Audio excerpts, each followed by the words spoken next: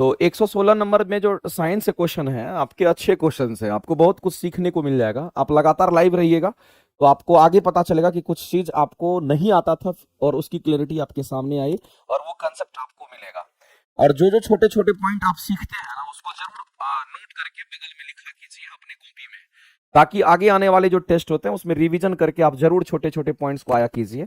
तो टेस्ट भी इंप्रूव होगा, नॉलेज भी इंप्रूव होगा और साथ ही साथ आपकी एक्यूरेसी भी अच्छी होती चली जाएगी। इसीलिए हम तो यही कहते हैं कि जो जो क्वेश्चन आपसे नहीं बनता है उसको जरूर अपने कॉपी में एक नोटबुक बनाइए, उसमें छोटा छोटा पॉइंट को मेंशन कीजिए और एग्जाम के टाइम में भी वही टेस्ट के वही चीज आपको रिवाइज करके भी जाना है, ताकि छोटे छोटे पॉइंट्स को रिवाइज करके जाएंगे तो एग्जाम में भी आपको काम करेगा।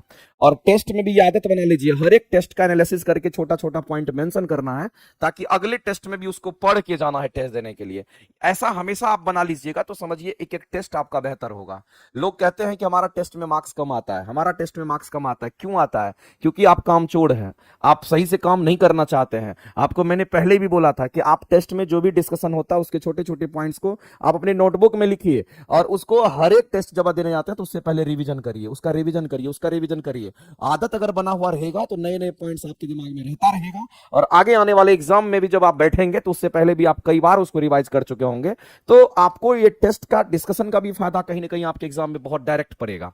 लेकिन आप तो करते नहीं हो, आपको लगता है कि सर ऐसे ही बोल के चले जाते हैं बस हो गया, ऐसा थोड़ी होता है। आपको नोट भी करना चाहिए, छोटे छोटे पॉइंट्स को तो जरूर मेंशन कीजिए, तभी जाकर के आपको बहुत ज्यादा बेनिफिट होगा।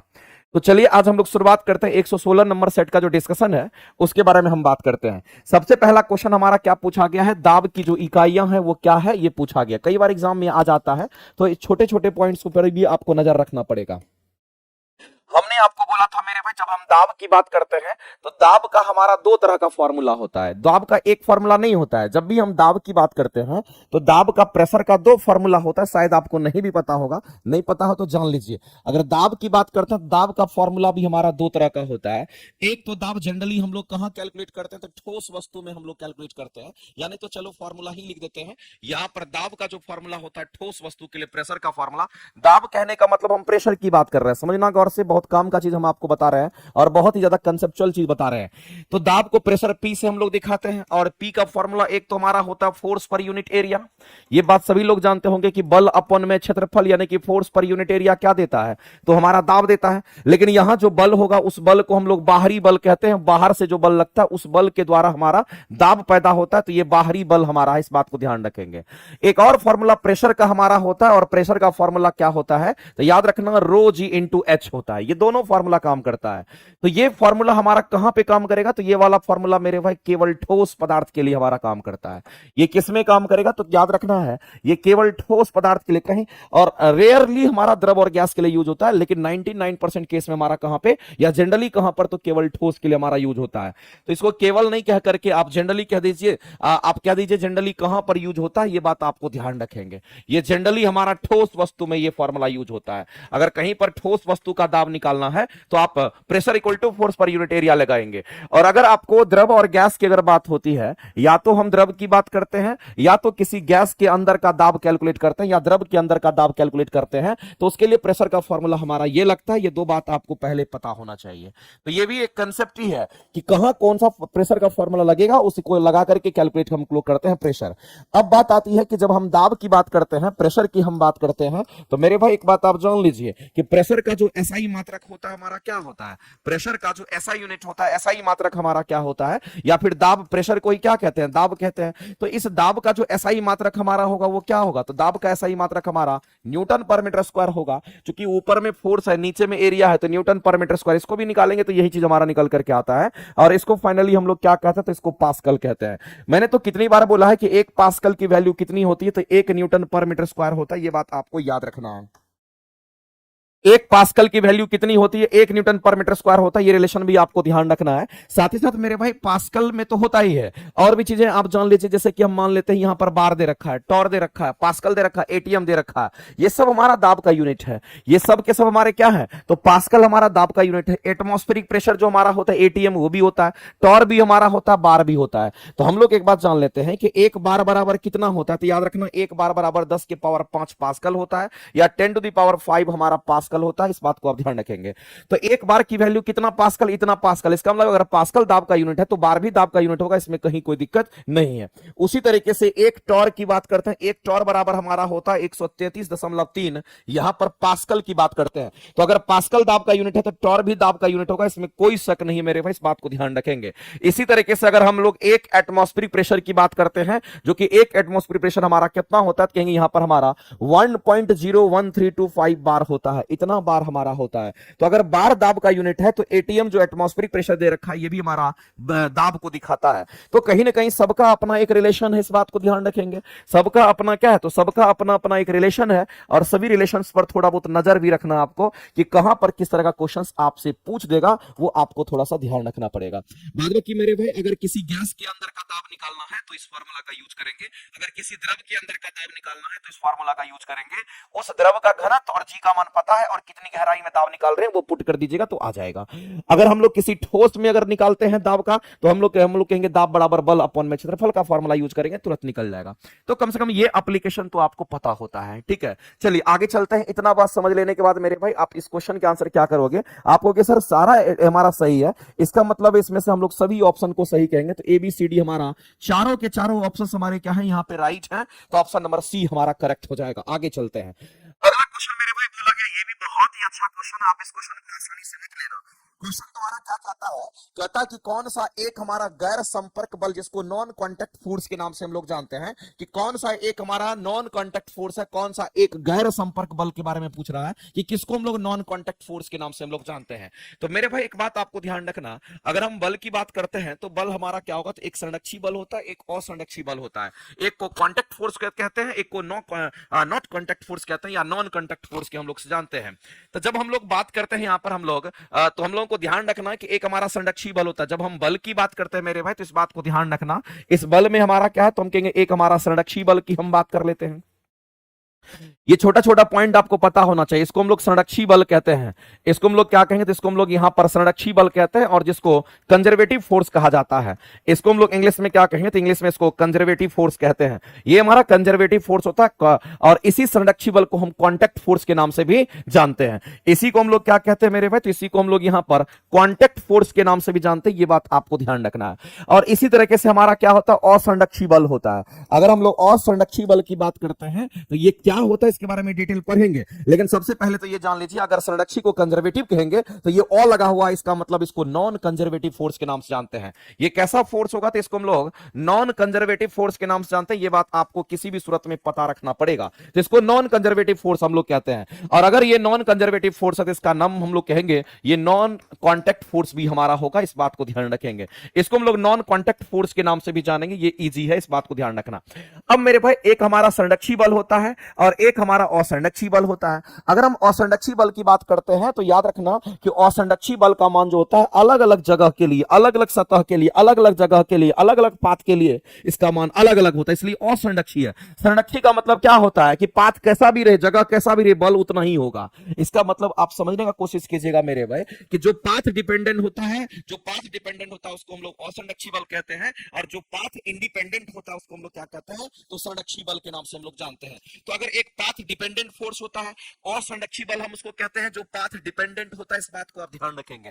जो कैसा होता है मेरे भाई, तो जो पाथ पर डिपेंड करता है, जो पाथ डिपेंडेंट फोर्स होता है। और अगर हम मान लेते हैं कि पाथ कैसा हो सकता है, कोई पाथ समतल होता है, कोई पाथ खुरदुरा होता है, तो कहीं पर किसी का मान अगर खुरदुरा है तो आप जानते हैं कि अगर हम खुरदुरा है तो बल का मान कुछ और होगा, अगर कम खुरदुरा है तो बल का मान कुछ और होगा, समतल सतह तो बल का मान कुछ और होगा, यानी कि बल का मान बदल रहा है, इसका मतलब वो असंरक्षी बल है, संरक्षी नहीं है, इस बात को ध्यान रखना। तो इसके एग्जांपल्स क्या होंगे मेरे भाई, तो ये इसके एग्जांपल्स आपके लिए इंपॉर्टेंट है। जैसे कि अगर हम बात करते हैं, आप सुनते होंगे फ्रिक्शन फोर्स के नाम के बारे में, फ्रिक्शन फोर्स का आपने नाम सुना होगा। अगर हम फ्रिक्शन फोर्स की बात करते हैं तो फ्रिक्शन फोर्स हमारा सतह पर निर्भर करता है, पाथ पर निर्भर करता है। अगर सतह समतल है तो फ्रिक्शन फोर्स कम होगा, सतह खुरदुरा है तो फ्रिक्शन फोर्स ज्यादा होगा, ज्यादा खुरदुरा है तो और फ्रिक्शन ज्यादा हमारा होता है। इसका मतलब ये कहीं ना कहीं पाथ पर निर्भर करता है, सतह पर निर्भर करता है, इसलिए इसको हम लोग असंरक्षी बल कहेंगे। अपने बल के मान को ये घटाता बढ़ाता रहता है इसलिए। और इसके साथ ही साथ हम लोग कहेंगे और द्रव और गैस में भी हमारा होता है जिसको हम लोग विस्कस फोर्स के नाम से हम लोग जानते हैं। तो ये भी हमारा विस्कस फोर्स भी हमारा किसी में ज्यादा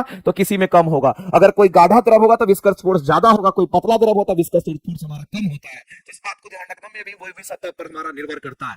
लेकिन अगर हम लोग इसकी बात करते हैं तो इसको सतह वगैरह से कोई मतलब नहीं है। जैसे अगर हम बात करते हैं तो मेरे भाई इस बात को ध्यान रखना किसी भी सूरत में बराबर रहेगा। जैसे आप ग्रेविटेशनल फोर्स की बात करते हैं, आप हवा में रखिए, पानी में रखिए, आकाश में रखिए, पाताल में रखिए दो वस्तु को, तो उतना ही गुरुत्वाकर्षण बल लगेगा। और ये तो बात न्यूटन ने बहुत पहले ही अपने स्टेटमेंट में बोला था कि दो वस्तु को हम कहीं भी रखते हैं, कहीं भी का मतलब कहीं भी रखते हैं, तो उसके बीच लगने वाले गुरुत्वाकर्षण बल का मान हर एक जगह समान आपको मिलेगा। हवा में रखिए, पानी में रखिए, इसलिए किसी माध्यम पर हमारा गुरुत्वाकर्षण बल निर्भर नहीं करता है। तो मेरे भाई ग्रेविटेशनल फोर्स की बात कर लेते हैं, या फिर इसी तरीके से अगर हम लोग इलेक्ट्रिक फोर्स की बात करते हैं, जो हमारा विद्युत हम लोग कह सकते हैं इलेक्ट्रोस्टैटिक जो हमारा फोर्स होता है उसकी आप बात कर लीजिए, या फिर हम फोर्स की बात करेंगे तो मैग्नेटिक फोर्स की हम बात कर लेते हैं। तो ये सब जो आप देख पा रहे हैं ये सब के सब हमारे क्या है, तो ये सब संरक्षी बल होते हैं। इस बात को ध्यान रखना, जो कि पाथ इंडिपेंडेंट होता है, इसको रास्ता से कोई मतलब नहीं है, इस बात को ध्यान रखेंगे। तो ये कैसा होगा, तो पाथ इंडिपेंडेंट होता है, ये बात आपको मेरे भाई ध्यान रखना है। अब यहां पर कह रहा है कि कौन सा हमारा यहां पर नॉन कॉन्टैक्ट फोर्स है। नॉन कॉन्टैक्ट कहने का मतलब कौन सा हमारा असंरक्षीय है, नॉन कंजर्वेटिव है। असंरक्षीय मतलब हमारा कौन सा होगा, तो फ्रिक्शन फोर्स की हम बात करते हैं।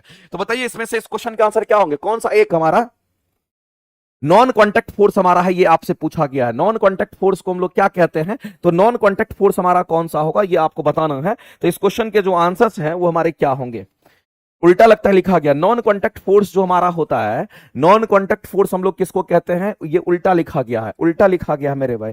कॉन्टैक्ट फोर्स हम लोग किसको कहते हैं, तो असंरक्षी बल को कहते हैं। असंरक्षी, ये नाम चेंज कर लेना मेरे भाई, इसको हम लोग क्या कहते हैं, यहां पर नाम चेंज कर लेना, इसका नाम बदल जाता है। इसका नाम आपको ध्यान रखना, इसको हम लोग क्या कहते हैं, संरक्षी बल को हम लोग क्या कहेंगे, तो जो संरक्षी बल होगा उसको हम लोग क्या कहते हैं, तो संरक्षी बल को हम लोग कहते हैं, असंरक्षी को कॉन्टैक्ट फोर्स के नाम से जानते हैं, इसको कॉन्टैक्ट फोर्स कहते हैं। सॉरी, इसको हम लोग क्या कहेंगे, तो ये हमारा कॉन्टैक्ट फोर्स ये हमारा होता है, ध्यान रखेंगे।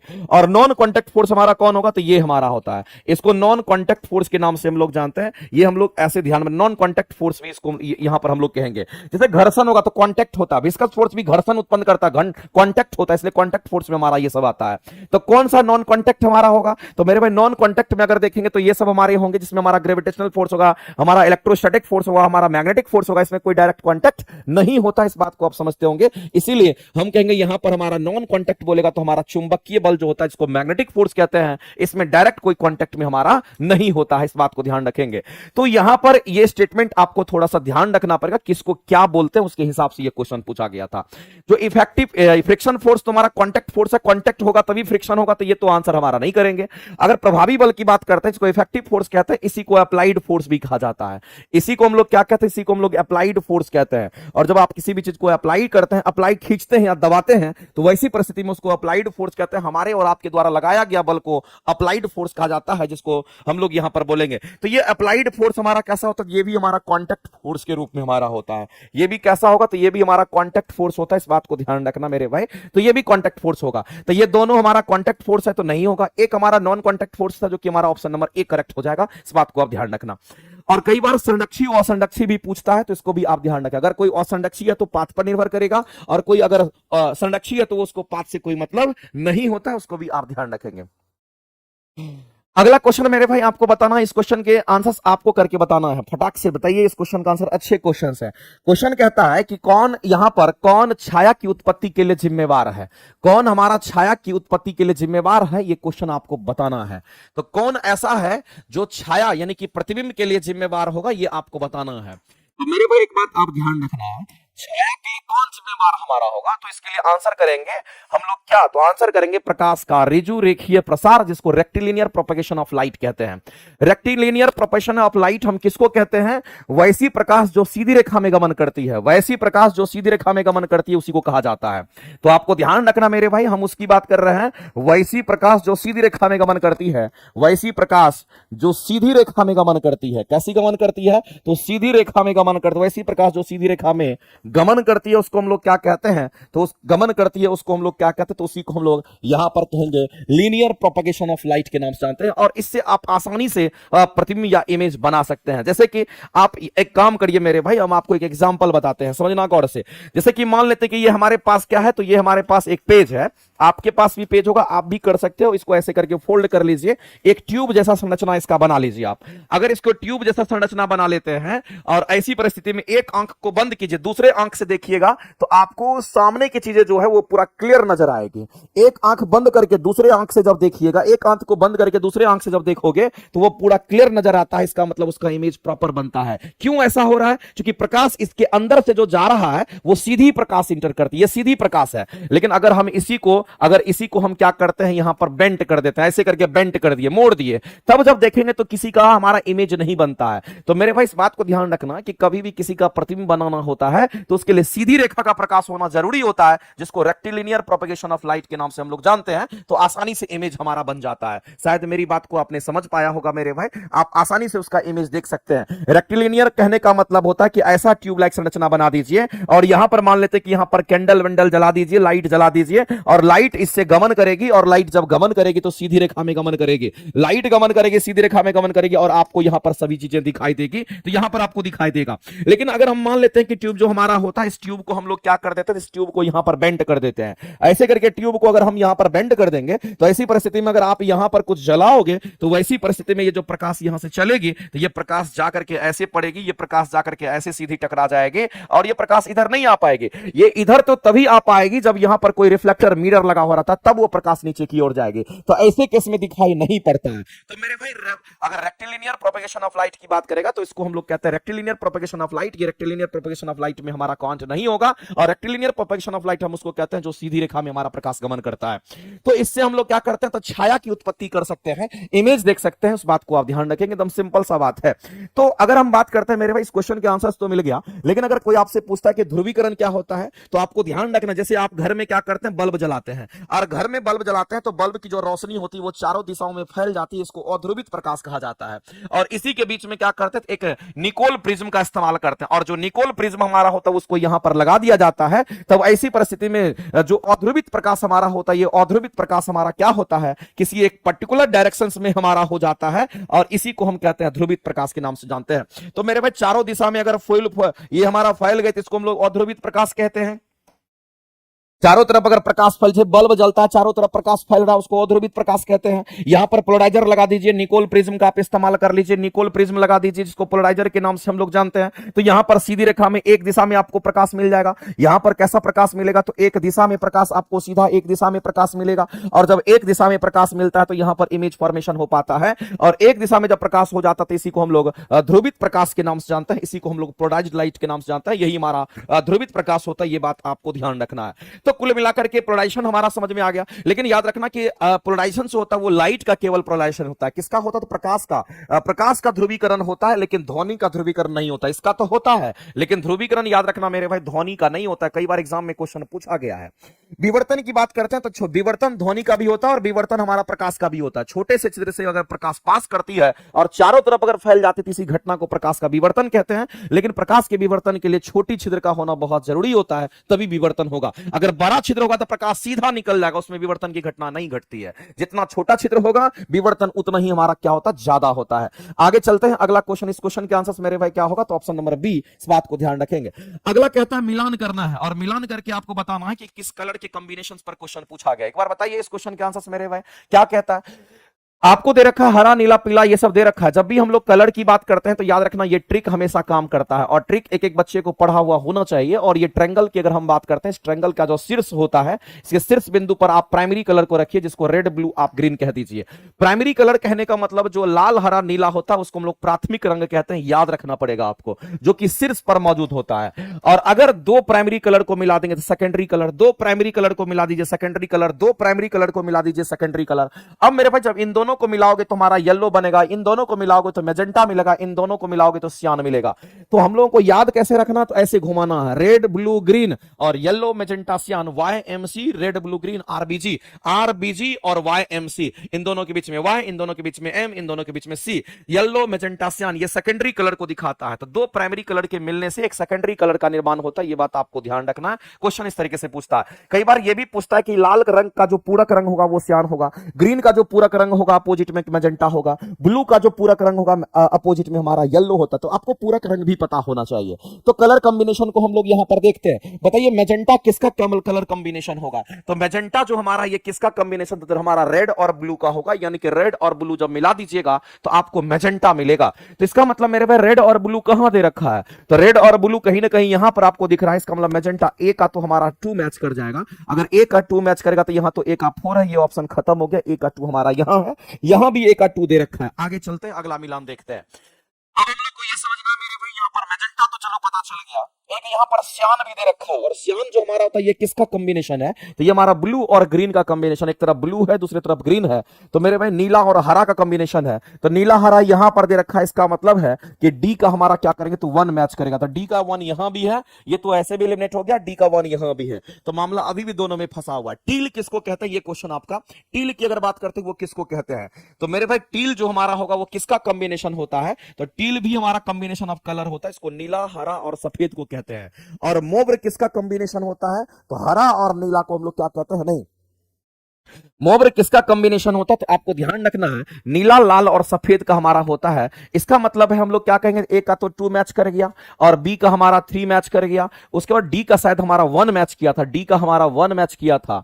तो 2 3 1 2 3 1 यानी कि 2 3 4 1 हमारा राइट होगा और 2 3 4 1 यहां पर ऑप्शन नंबर ए में आपका करेक्ट हो जाएगा। ये दोनों याद कर लीजिएगा, लिख लीजिएगा आप। आगे चलते हैं। परिपथ में विद्युत धारा कब वाटहीन होता है? ये क्वेश्चन मेरे भाई 12th लेवल का क्वेश्चन है और अच्छा क्वेश्चन है। अगर समझ के पढ़ोगे तो बनेगा, लेकिन जितना बात हम आपको बताएंगे उतना बात अगर आप ध्यान में रख लीजिएगा तो ये क्वेश्चन कभी भी आप बना लीजिएगा, इसके लिए कोई दिक्कत नहीं है। समझना मेरे भाई, हम आरएलसी सर्किट पर चलते हैं और उसी से ये क्वेश्चन आपका पूछा गया है। तो आप एक बात जान लीजिए, आरएलसी सर्किट किसने किसने नहीं देखा है, और जिसने नहीं देखा है वो देख लीजिए आरएलसी सर्किट हमारा कैसा होता है। आरएलसी सर्किट में एक तो रेजिस्टेंस हमारा होता है और एक हमारा क्या होगा तो इंडक्टर। रेजिस्टेंस को तो हम लोग ऐसे दिखाते हैं, जिगजैग पाथ में दिखाते हैं। ये हमारा क्या होगा कहेंगे रेजिस्टेंस होता है।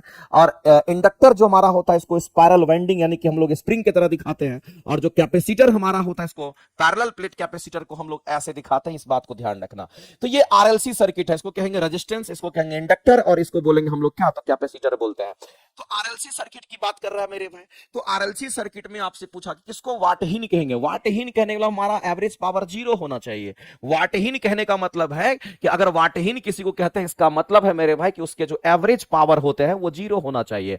पावर अगर 0 होगा तो इसका मतलब वाटहीन होगा, इसका मतलब कोई पावर हमारा नहीं होगा। तो मेरे भाई कौन पावर कंज्यूम नहीं करता इसको बताना है आपको। तो इस बात को ध्यान रखना कि ना तो पावर ये कंज्यूम करता है ना तो पावर आपका ये कंज्यूम करता है, दोनों का एवरेज पावर 0 होता है। लेकिन किस केस में एवरेज पावर 0 होता है तो याद रखना मेरे भाई, इसमें आपको 2-3 बात याद रखना। अगर प्योर रेसिस्टिव सर्किट अगर हमारा होता है, कैसा सर्किट होगा, अगर प्योर रेसिस्टिव सर्किट होता है तो ऐसी परिस्थिति में आपको ध्यान रखना कि एवरेज पावर इसके लिए हमारा कितना होगा, तो एवरेज पावर की वैल्यू 1 होती है। दूसरी बात याद रखना मेरे भाई, अगर हम यहां पर प्योर इंडक्टिव सर्किट की अगर बात करते हैं, ये इंडक्टर के लिए इंडक्टिव सर्किट की अगर बात करते हैं, तो प्योर इंडक्टिव सर्किट की अगर हम बात करेंगे तो प्योर इंडक्टिव सर्किट के लिए जो एवरेज पावर हमारा होगा, ये एवरेज पावर हमारा कितना होगा तो 0 होता है। और इसी तरीके से अगर हम यहां पर प्योर कैपेसिटिव सर्किट की अगर हम बात करते हैं, तो ये जो प्योर कैपेसिटिव सर्किट हमारा होता है, इसके लिए हम लोग को बताना है एवरेज पावर की वैल्यू क्या होगी। तो यहां भी एवरेज पावर की वैल्यू जो होती है वो 0 होती है। तो मेरे भाई इस बात को ध्यान रखना कि पावर हमारा 0 किस किस केस में होगा, तो पावर 0 हमारा इन्हीं दोनों केस में हमारा 0 होगा। अगर पावर अगर हमारा 0 हो जाएगा तो आपको ध्यान रखना मेरे भाई, यहां पर रेजिस्टेंस की वैल्यू भी 0 होगी, यहां पर रेजिस्टेंस का मान भी क्या होगा तो कहेंगे 0 हो जाएगा। और दूसरी बात मेरे भाई, इस बात को ध्यान रखना कि प्योर इंडक्टिव सर्किट या प्योर कैपेसिटिव सर्किट की अगर हम बात करते हैं तो यहां पर जो हमारा पावर फैक्टर होता है उसकी वैल्यू हमारा 90 डिग्री होता है। पावर फैक्टर की अगर बात करते हैं तो पावर फैक्टर की वैल्यू cos फाई की वैल्यू 90 डिग्री, cos फाई की वैल्यू 90 डिग्री, जबकि इसके लिए हम लोग cos फाई की वैल्यू कितना लेके चलते हैं तो 0 हम लोग लेके चलते हैं। तो और cos 0 की वैल्यू 1 होती है। इसके लिए पावर फैक्टर हमारा 1 होता है, इसके लिए पावर फैक्टर की वैल्यू 0 होती है, इसके लिए भी पावर फैक्टर की वैल्यू 0 होती है। जब पावर फैक्टर 0 होगा तो एवरेज पावर दोनों का 0 होता है। इस बात को ध्यान रखना। एवरेज पावर का इसलिए तो हम कहते हैं कि एक फार्मूला भी होता है, थोड़ा डेप्थ का चीज है लेकिन आप जान लीजिए कि VI/2 और ये हमारा cos फाई होता है। तो अगर हम लोग इसकी बात करेंगे तो यहां पर थीटा का मान 90 डिग्री, इसके लिए थीटा का मान 90 डिग्री, लेकिन इसके लिए थीटा का मान 0 डिग्री हम लोग पुट करते हैं, इसलिए cos फाई पावर फैक्टर को बताता है। तो पावर फैक्टर के लिए इसके लिए पावर फैक्टर की वैल्यू 1 होती है, इसके लिए पावर फैक्टर की वैल्यू 0 होती है, इसके लिए पावर फैक्टर की वैल्यू 0 होती है। तो cos 90 0, ये 0 तो ये 0 हमारा हो जाता है। तो प्योर इंडक्टिव और प्योर कैपेसिटिव सर्किट सर्किट के लिए हम लोग सीधा करेंगे कि यहाँ पर हमारा एवरेज पावर 0 होगा, और याद रखना उसके रेजिस्टेंस भी क्या होगा, तो उसका रेजिस्टेंस यहाँ पर शून्य हो जाते हैं। आप इस बात को ध्यान रखना। तो अगर किसी भी परिपथ में विद्युत धारा में कब वाटहीन करना पड़ेगा, तो जब परिपथ में प्रतिरोध का मान शून्य हो जाए। जब परिपथ में प्रतिरोध का मान शून्य हो जाता है, जब परिपथ में प्रतिरोध का मान शून्य हो जाता है मेरे भाई, जब शून्य प्रतिरोध का मान जब शून्य हो जाएगा तो वो पावर कंज्यूम नहीं करता है। प्रतिरोध होगा तो पावर कंज्यूम करेगा, प्रतिरोध नहीं होगा तो पावर कंज्यूम नहीं करेगा। इसका मतलब एवरेज पावर इन दोनों में जीरो है, इसका मतलब कहीं ना कहीं उसका प्रतिरोध जीरो है, इस बात को ध्यान रखना। अगर प्रतिरोध होगा तो पावर कंज्यूम करेगा, इसका मतलब मेरे भाई इन दोनों सर्किट के द्वारा पावर कंजम्पशन हमारा नहीं होता, क्योंकि उसका रेजिस्टेंस जीरो होता है। इस बात को ध्यान रखेंगे। थोड़ा सा ऊपर का चीज था, लेकिन इस बात को आप ध्यान रखना, जितना बात मैंने बताया है, खास करके एवरेज पावर पर क्वेश्चन पूछता है। प्योर रेसिस्टिव, प्योर इंडक्टिव और प्योर कैपेसिटिव पर क्वेश्चन आपके आते हैं। अगला क्वेश्चन, ये वाला क्वेश्चन मेरे भाई अच्छा क्वेश्चन, हम चाहेंगे कि इस क्वेश्चन का आंसर आप लोग करिए। हिंदी में लिखिए, हिंदी में लिखिए, प्योर रेसिस्टिव हिंदी में लिखिए, इंडक्टिव हिंदी में लिखिए। प्योर का मतलब शुद्ध है, प्रेरकत्व की बात करेंगे। शुद्ध हम लोग क्या तो कहेंगे रेजिस्टेंस यानी प्रतिरोध की बात करेंगे, इसका मतलब ये होता है, उसमें दूसरा कुछ हमारा मिलावट नहीं है, बस उसी की हम बात करेंगे। चलो इस क्वेश्चन को हम लोग देखते हैं।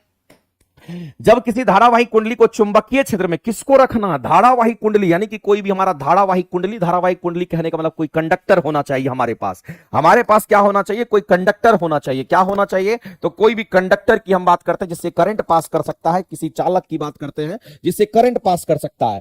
कह रहे कि जब किसी धारावाही कुंडली को कहां रखना है, तो मैग्नेटिक फील्ड में रखना है मेरे भाई, चुंबकीय क्षेत्र में उसको रखना है, यह क्वेश्चन आपसे बोला गया है। तो आपको कहां रखना है, तो मैग्नेटिक फील्ड में रखना है। अभी हम मैग्नेटिक फील्ड आपको दिखाते हैं मेरे भाई। इधर हम मान लेते कि ये हमारा नॉर्थ पोल का है, इधर हम मान लेते कि ये हमारा साउथ पोल का है। तो एक तरफ हमारा नॉर्थ पोल, एक तरफ हमारा साउथ पोल, इसका मतलब इसके चारों तरफ हमारा मैग्नेटिक फील्ड होगा, इस बात को ध्यान रखना। क्योंकि ये नॉर्थ है, ये साउथ है, तो ये मैग्नेटिक हमारा मैग्नेट है, तो मैग्नेटिक फील्ड हमारा जरूर होगा। तो इस परिस्थिति में कह रहा है कि अब आपको क्या रखना है, तो अब आपको क्या करना है, इसके बीच में मान लेते हैं एक ऐसे कंडक्टर को रखना जिससे करंट का फ्लो हो सकता है। तो इसमें एक कंडक्टर को रख दीजिए, कोई दिक्कत नहीं, एक कंडक्टर को रख दीजिए। लेकिन जैसे ही आप कंडक्टर को रखेंगे, जैसे इसमें कंडक्टर को रखेंगे मेरे भाई, याद रखना है ये नॉर्थ और साउथ पोल का जो मैग्नेटिक फील्ड है, ये मैग्नेटिक फील्ड क्या करेगा, इसमें रोटेशन प्रोवाइड करने लगता है। ये क्या करता है, इसको रोटेट करने लगता है, और ये बेचारा जो कंडक्टर है इसी के अंदर हमारा घूमने लगता है इस तरीके से। और ऐसा जनरली कहां देखने को मिलता है, तो ऐसा मोटर में देखने को मिलता है। हम लोग जो मोटर यूज करते हैं, पंखा में मोटर यूज करते हैं, आप इलेक्ट्रिसिटी सप्लाई करते हैं, मैग्नेटिक फील्ड जनरेट होता है, और वहां पर हमारा कंडक्टर होता है, वो हमारा घूमने लगता है, और पंखा का ब्लेड भी हमारा घूमने लगता है। तो ये कहीं ना कहीं कुछ ऐसा ही हमारा होता है। तो किसी धारावाही कुंडली को कहां रखना है, तो मैग्नेटिक फील्ड में रखा जाता है। तो उस पर एक बल उत्पन्न होता है, इस पर एक बल उत्पन्न होता है, और बल क्या करता है, उसको घुमाता है और उसमें टॉर्क पैदा करता है, जिसको हम लोग बल आघूर्ण कहते हैं। तो बल के द्वारा क्या होगा, घूर्णन होगा, उसको टॉर्क कहते हैं, उसमें टॉर्क मिल जाता है, टॉर्क के कारण वो हमारा घूमता है मेरे भाई। इस बात को ध्यान रखना। ऐसा किसमें होता है, तो ऐसा हमारे मोटर में होता है, इस बात को ध्यान रखेंगे। ऐसा हमारे मोटर में होता है, ये बात आपको ध्यान रखना पड़ेगा। और मोटर जो हमारा होता है, ये फ्लेमिंग के लेफ्ट हैंड रूल पर काम करता है, ये भी बात आपको ध्यान रखना चाहिए। मोटर हमारा किस पर काम करता है, तो फ्लेमिंग के लेफ्ट हैंड रूल पर काम करता है, ये बात आपको ध्यान रखना है। आगे चलते हैं। अगला क्वेश्चन है कि उष्मा गतिकी में निम्नलिखित में से कौन सा कथन सही है। शायद मेरे भाई ये क्वेश्चन आपके लिए इंपॉर्टेंट हो सकता है, क्योंकि ये एग्जाम आस्किंग क्वेश्चन आपका है, और ऐसे क्वेश्चन एग्जाम में आते हैं और आपको आंसर करना चाहिए। सबसे पहला चीज है, थर्मोडायनामिक्स की बात कर रहा है। किसकी बात कर रहा है, तो यहां पर थर्मोडायनामिक्स की बात कर रहा है। और थर्मोडायनामिक्स टर्म का आपको इंपॉर्टेंट समझ में आना चाहिए। इसमें दो टर्म लिखा हुआ, थर्मो और डायनामिक्स। देखो थर्मो का मतलब हमारा क्या होता है, कहेंगे थर्मो का मतलब हमारा हीट होता है, और डायनामिक्स का मतलब क्या होता है, कहेंगे डायनामिक्स का मतलब मोशन होता है। इसका मतलब हमारा क्या, कहेंगे इसका मतलब हमारा मोशन होता है। अगर कोई भी चीज में घूर्णन गति होता है, मोशन होता है, तो उससे क्या मिलता है, उससे हमें वर्क मिलता है, इस बात को ध्यान रखना। यानी हीट का इस्तेमाल हम लोग वर्क में कन्वर्ट करने के लिए, करते हैं, इसी को थर्मोडायनामिक्स कहते हैं। चलो इतना हम लोगों को ध्यान नहीं रखना है, हम लोगों को अपने काम पे आना और क्वेश्चंस को समझना कि क्या हमारा होगा। लेकिन जब भी हम थर्मोडायनामिक्स की बात करते हैं, जब भी हम उष्मा गतिकी की बात करते हैं, तो एक लाइन आपको ध्यान रखना है कि जब भी उष्मा गतिकी की बात करते हैं, तो याद रखना मेरे भाई, हम यहां पर किसकी बात कर रहे हैं, हीट की बात करते हैं। हम किसकी बात कर रहे हैं, वर्क की बात करते हैं। हीट का मतलब उष्मा, वर्क का मतलब कार्य। Heat and work our path function, ये दोनों के दोनों हमारे क्या हैं, तो पाथ फंक्शन होते हैं, इस बात को ध्यान रखना। यानी कि अगर हीट और वर्क की बात करते हैं, ये पाथ पर निर्भर करता है। अलग अलग पाथ के लिए हमारा उष्मा और अलग अलग पाथ के लिए हमारा कार्य क्या होगा, तो अलग अलग होता है। तो ये हमारा पाथ पर निर्भर करता है। Heat and work our path dependent, इस बात को आप ध्यान रखेंगे। ये हमारा किस पर, तो ये हमारा पाथ डिपेंडेंट होता है, जो कि पाथ पर निर्भर करता है। और और अलग अलग रास्ते से जाएंगे तो अलग अलग हीट, अलग अलग रास्ते से जाएंगे तो अलग अलग वर्क मिलेगा, आपको दिखाएंगे। आगे एक क्वेश्चन इसी पर दे रखा है। तो उष्मागतिकी जब आप पढ़ते हैं तो उस समय आपको एक बात पता होना चाहिए कि हीट और वर्क हमारा कैसा फंक्शन होगा। तो हम लोग को समझ में आना चाहिए कि heat and work our path function. Exam में कई बार ये क्वेश्चन पूछा गया है, heat and work our path function. बात बाकी जितने भी है सब के सब पॉइंट फंक्शन होता है। पॉइंट फंक्शन से पॉइंट पर निर्भर करता है, पाथ फंक्शन पाथ पर, रास्ता पर निर्भर करता है।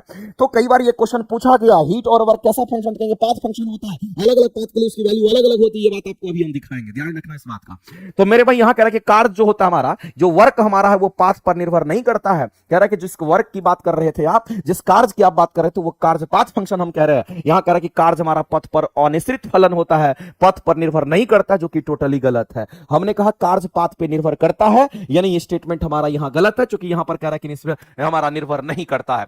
दूसरी बात अगर कह रहा है कि कार्य की बात करता है, कार्य पथ पर आश्रित फलन है, यानी कि the function of the path is dependent on function, यानी कार्य हमारा किस पर, ये उल्टा लिखा हुआ है, ध्यान रखना। हमारा work is a path function, बस इतना ही समझ लीजिए, work is a path function, ये स्टेटमेंट हमारा सही है। तो हीट एंड वर्क दोनों पाथ फंक्शन, इस बात को ध्यान रखना।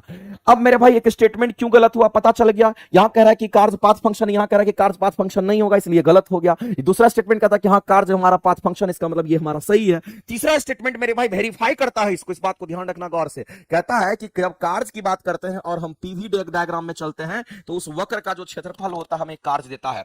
तो मेरे भाई मैंने कई बार बताया, शायद अगर आप मेरी क्लासेस अगर करते होंगे तो मैंने कई बार बोला है आप लोगों को, एक कार्य का फॉर्मूला आप पढ़ते होंगे, P इंटू डीवी होता है। P प्रेशर है, डीवी हमारा वॉल्यूम होता है। एक कार्य का फॉर्मूला आप पढ़ते होंगे, हमारा बल गुना विस्थापन होता है। पढ़ते हैं कि नहीं पढ़ते हैं? तो मेरे भाई इस बात को ध्यान रखना कि जब हम लोग यहां पर दाब और आयतन के बीच में अगर हम कोई ग्राफ देखते हैं, यहां दाब है और यहां पर हमारा आयतन के बीच में अगर कोई ग्राफ होता है, जब दाब और आयतन के बीच में हमारा ग्राफ, कोई भी ग्राफ हमारा होता है, तो याद रखना, जिससे मान लेते ये हमारा ग्राफ है, ये तो दाब और आयतन एक्सिस है और इसके बीच में ये हमारा क्या ग्राफ है। और इस ग्राफ के अंदर का अगर इसी को नीचे गिराएंगे, अगर इसके अंदर का एरिया निकाल लीजिएगा तो यही एरिया कैलकुलेट होने के बाद क्या देता है, तो यही हमारा वर्क देता है। इस बात को ध्यान रखना। इसलिए प्रेशर और वॉल्यूम के बीच में कोई भी ग्राफ होगा, उसके नीचे का एरिया क्या देगा, तो याद रखना हमेशा कार्य देता है। इसी तरीके से हमारा यहां भी अप्लाई होता है। अगर इसको अगर हम लोग देखते हैं तो हम कहेंगे एक तरफ हमारा बल है और एक तरफ हमारा क्या, तो कहेंगे यहां पर विस्थापन है। और बल और विस्थापन के बीच में कोई भी ग्राफ आप ड्रॉ कर लीजिए, मान लेते कि ये हमारा ग्राफ है और इस ग्राफ के नीचे का एरिया अगर कैलकुलेट कर लेंगे तो ये डायरेक्ट मेथड है मेरे भाई कि बल और विस्थापन के नीचे का एरिया निकाल लीजिए और यही एरिया आपको क्या देगा, तो यही एरिया आपको यहां पर भी कार्य देगा। तो कई बार ये क्वेश्चन पूछा जाता है, बल और विस्थापन के बीच किसी भी ग्राफ के नीचे का एरिया क्या देगा, तो कहेंगे कार्य देगा। अगर कहेगा कि हमारा दाब और आयतन के बीच में, द्रव और आयतन के बीच में कोई भी ग्राफ अगर खींच दीजिए, उसके नीचे का एरिया क्या देगा, तो फिर भी वो कार्य देगा। फॉर्मूला लगभग आपको सेम दिख रहा होगा, इसमें कोई दिक्कत नहीं है। तो मेरे भाई इसमें वही बात बोला गया है, कह रहा है कि कार्य हमारा कब मिलता है, जब हम पीवी रेखा चित्र में वक्र का क्षेत्रफल निकालते हैं। यानी कि जो हमारा पीवी, जो हमारा डायग्राम हमारा होगा, पीवी जो हमारा कर्व होगा, इसमें जो हमारा ग्राफ होगा उसके नीचे का एरिया निकालते हैं, वही एरिया क्या देता है, तो वर्क देता है। इसका मतलब कहीं ना कहीं हमारा सही है। तो अगर अलग अलग हमारा ये ग्राफ होगा, अलग अलग ग्राफ होगा, तो मेरे भाई एरिया तो अलग अलग होगा। जब एरिया अलग अलग होगा तो जाहिर सी बात है कार्य अलग अलग होगा। इसका मतलब कहीं ना कहीं कार्य हमारा पाथ फंक्शन होता है। कार्य अलग अलग रास्ते के लिए, अलग अलग पाथ के लिए, अलग अलग ग्राफ के लिए हमारा क्या होगा, तो कहीं अलग अलग होगा। इस बात को आप ध्यान रखेंगे। इसलिए ये इसका हमने बोला था कि इसको वेरीफाई करता है। तो ये स्टेटमेंट हमारे क्या है, तो कहेंगे ये स्टेटमेंट हमारा यहां पे राइट है, इसमें कहीं से कोई दिक्कत नहीं है। शायद आपको ये कंसेप्ट समझ में आ गया होगा। अब अगला स्टेटमेंट हमारा कहता है कि कार्य तथा उसमें ऊर्जा पूर्णतः विनिमय होता है, यानी कि कंप्लीटली कन्वर्टेबल होता है। ये सही है या गलत है, ये आपसे क्वेश्चन पूछा गया। मेरे भाई याद रखना है, वर्क जो हमारा होता है, ये वर्क तो हमारा टोटली कन्वर्टेड में हीट में हो जाता है, लेकिन हीट हमारा टोटली वर्क में कन्वर्टेड नहीं होता है, उल्टा नहीं होता है। इसीलिए यहां कंप्लीटली कन्वर्टेड बोला था, जो कि गलत है। वर्क हमारा जो कार्य है वो उष्मा में परिवर्तित हो सकता है टोटली के टोटली, लेकिन टोटल उष्मा टोटल वर्क में कन्वर्टेड हमारा नहीं हो सकता। ये स्टेटमेंट हमारा होता है, चलिए ये हमारा स्टेटमेंट गलत हो जाएगा।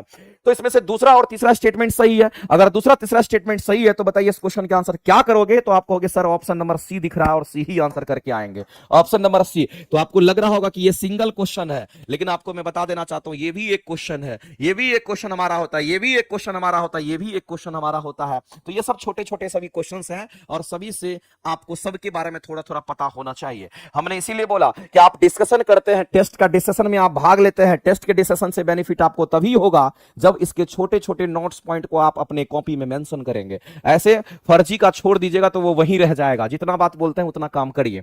अगला क्वेश्चन भी आपका कंसेप्चुअल क्वेश्चन है, आप पढ़ते होंगे इस तरह के क्वेश्चंस। कह रहा है यदि एक रेफ्रिजरेटर की हम बात करते हैं, और रेफ्रिजरेटर तो मेरे भाई जैसे कि एसी की बात कर लीजिए, घर में हम कूलर रखे, सॉरी घर में हम फ्रिज रखे हुए तो वो भी एक रेफ्रिजरेटर ही कहलाता है।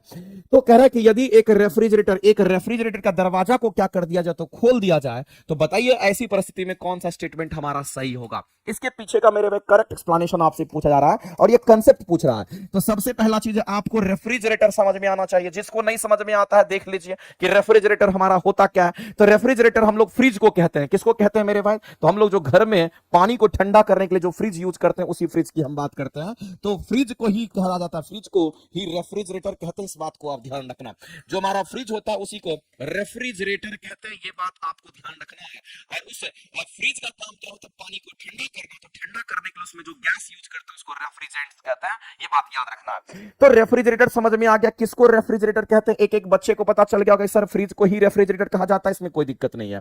अब क्वेश्चन में कह रहा है कि आपको क्या करना है, तो फ्रिज का दरवाजा खोल देना है। जो फ्रिज है उसका दरवाजा खोल देना है। अगर फ्रिज का दरवाजा आप खोल देते हैं तो ऐसी परिस्थिति में क्या होगा? अगर फ्रिज का दरवाजा खोल देते हैं तो बताइए क्या होगा। ये क्वेश्चन आपका पूछा गया। मान लेते हैं मेरे भाई हमारा ये घर है और इस घर में हम क्या कर रहे हैं, तो हमारे घर में रेफ्रिजरेटर लगा हुआ है, फ्रिज लगा हुआ है, और बताइए कि इस रूम का तापमान हमारा क्या होगा अगर रेफ्रिजरेटर का दरवाजा हम खोल देते हैं। तो होता क्या है मेरे भाई, इस बात को समझना। आप अपना एप्लीकेशन घर में इस्तेमाल कर सकते हो। अगर हमारा ये रूम है और रूम में हमारे पास क्या है, तो रेफ्रिजरेटर है, हमारे पास फ्रिज है। उस फ्रिज का दरवाजा आप खोल दीजिए। जब फ्रिज का दरवाजा खोलिएगा तो वो फ्रिज क्या चाहेगा, उसको ठंडा करना चाहेगा, वो अपने अंदर ठंडा करना चाहेगा। तो वो क्या करेगा मेरे भाई, ज्यादा ठंडा करने के चक्कर में ज्यादा उष्मा पैदा करेगा। ज्यादा ठंडा करने के चक्कर में, चूंकि आप जानते हैं जैसे उसका दरवाजा क्लोज कीजिएगा तो आसानी से ठंडा कर लेता है, कम ही हीट को बाहर करता है। वो एक तरफ ठंडा करता है, एक तरफ गर्म हवा भी निकलता है फ्रिज में। इस चीज को आप देखिएगा गौर से, पीछे से गर्म हवा निकलता है और आगे में देखिएगा आप सब कुछ को ठंडा करके रखते हैं। तो जैसे ही आप दरवाजा को खोलिएगा तो दरवाजा के अंदर उसको क्या करना चाहेगा, तो ठंडा करना चाहेगा, ज्यादा ठंडा करना चाहेगा। जब चूंकि खुला रहेगा तो ज्यादा जरूरत पड़ेगा ठंडा करने का। वैसी परिस्थिति में उसके उसमें क्या होगा, तो हीट ज्यादा पैदा हो जाएगा पीछे, और जब ज्यादा हीट पैदा होगा तो हमारे रूम को क्या करेगा, वो गर्म कर देता है। तो इसके पीछे का रीजन हमारा यही होता है। तो मेरे भाई एक लाइन से आप समझ लीजिए कि जब भी आप फ्रीजर का दरवाजा खोलते हैं, जब भी आप रेफ्रिजरेटर का दरवाजा खोलते हैं और रेफ्रिजरेटर आपका चलता रहता है, तो ऐसी परिस्थिति में आपका रूम कैसा हो जाएगा, तो कमरा आपका गर्म हो जाएगा, रूम आपका हीट हो जाएगा। यानी इस क्वेश्चन के आंसर क्या करेंगे, तो ऑप्शन नंबर हमारा बी जो है ये राइट हो जाएगा। ऑप्शन नंबर बी जो है ये करेक्ट हो जाएगा। इसमें कहीं से कोई दिक्कत नहीं है। आगे चलते हैं। ये भी क्वेश्चन आपके अच्छे हैं। कहता है वह कौन सा चुंबकीय पदार्थ है जो बाह्य चुंबकीय क्षेत्र का विरोध करता है, ये बोला गया है। तो मेरे भाई एक बात बताइए, चुंबकीय पदार्थ के बारे में तो आप सभी लोग जानते होंगे। जो लोग नहीं जानते हैं वो जान लीजिए कम से कम चुंबकीय पदार्थ कौन कौन सा होता है। तो चुंबकीय पदार्थ में अगर देखिएगा तो एक हमारा डायामैग्नेटिक मटेरियल होता है, शायद ये सभी लोग जानते होंगे। एक हमारा डायामैग्नेटिक मटेरियल हमारा होता है। दूसरा की अगर हम बात, इसको प्रति चुंबकीय पदार्थ के नाम से हम लोग जानते हैं। इसको हम लोग क्या कहेंगे, तो हिंदी में प्रति चुंबकीय पदार्थ कहते हैं। नोट करके लिख लीजिएगा जो काम का चीज बता रहे हैं। दूसरा हमारा कैसा होगा, तो इसको हम लोग पैरामैग्नेटिक मटेरियल कहते हैं। इस बात को ध्यान रखना। तो ये हमारा पैरामैग्नेटिक मटेरियल हमारा होता है, और पैरामैग्नेटिक जो मटेरियल हमारे होते हैं, अगर इसको बात करें तो इसको हम लोग अनुचुंबकीय कहते हैं। सामने लिखा हुआ हिंदी होगा, इसमें कोई दिक्कत नहीं। इसको अनुचुंबकीय पदार्थ के नाम से हम लोग जानते हैं। यहां आप देख लीजिए प्रति चुंबकीय, अनुचुंबकीय लिखा हुआ आपको दिख जाएगा। और एक और चुंबकीय पदार्थ होता है जिसको हम लोग क्या कहते हैं, तो जिसको हम लोग यहाँ पर फेरोमैग्नेटिक मटेरियल के नाम से हम लोग जानते हैं। फेरोमैग्नेटिक मटेरियल के नाम से हम लोग जानते हैं। मेरे भाई यहाँ पर काम का चीज हम लोग सीखने वाले हैं, इसको जरूर नोट कर लेना। अगर डाया की बात करते हैं, इसका मैग्नेटिक में, इसमें अगर हम कहेंगे चुंबकीय गुण सबसे खराब होता है, सबसे बढ़िया चुंबकीय गुण इसमें होता है, उसके बाद इसमें, और इसमें सबसे कम हमारा इसमें होता है। इसमें डोमेन बनता है, इसमें मेरे भाई डोमेन नहीं बनता। इस बात को ध्यान रखना, क्योंकि इसमें डायपोल मोमेंट 0 होता है। इसमें डोमेन बनाया जाता है, जबकि इसमें डोमेन ऑलरेडी अवेलेबल होता है। इसलिए डोमेन ऑलरेडी अवेलेबल होता है, इसलिए हमारा सबसे अच्छा मैग्नेटिक प्रॉपर्टी वाला हमारा मैग्नेट हमारा माना जाता है। लेकिन हम आपसे जानना चाहेंगे, जब डायामैग्नेटिक मटेरियल की बात करते हैं, और अगर कोई पदार्थ अगर डायामैग्नेटिक मटेरियल वाला हमारा है, तो उसको अगर हम लोग कहां रखते हैं, चुंबकीय क्षेत्र में जब हम लोग रखते हैं, यानी कि नॉर्थ पोल और साउथ पोल के बीच में अगर उस मटेरियल को हम रखते हैं, तो वो क्या करेगा, तो जो भी डायामैग्नेटिक मटेरियल हमारा होगा, अगर उसको हम लोग यहां पर प्लेस करते हैं, तो ऐसी परिस्थिति में क्या करेगा मेरे भाई, तो रिपल्सन पैदा करेगा। यानी रिपल्सन कहने का मतलब हमारा मैग्नेटिक फील्ड लाइंस ऐसे पास करेगा, ये दूर भागेगा, इससे दूर भागेगा, इससे दूर भागेगा, इससे दूर भागेगा, इससे दूर भागेगा। इसका मतलब यहां पर क्या पैदा होता है, कहेंगे यहां पर रिपल्सन पैदा होता है। इस बात को ध्यान रखना। ये जो हमारा इसके अंदर हम लोग डालें, इसके अंदर जो डायमैग्नेटिक मटेरियल को हम लोग डालें, ये हमारा क्या मैग्नेट है, नॉर्थ पोल साउथ पोल जो है हमारा मैग्नेट है, उसके बीच में हमने क्या रखा, उसके बीच में हम इस मटेरियल को रखे, तो देखिए कि ये हमारा फील्ड लाइंस दूर भाग रहा है, यानी कि रिपल्सन पैदा हो रहा है और ये दूर भाग रहा है हमारा।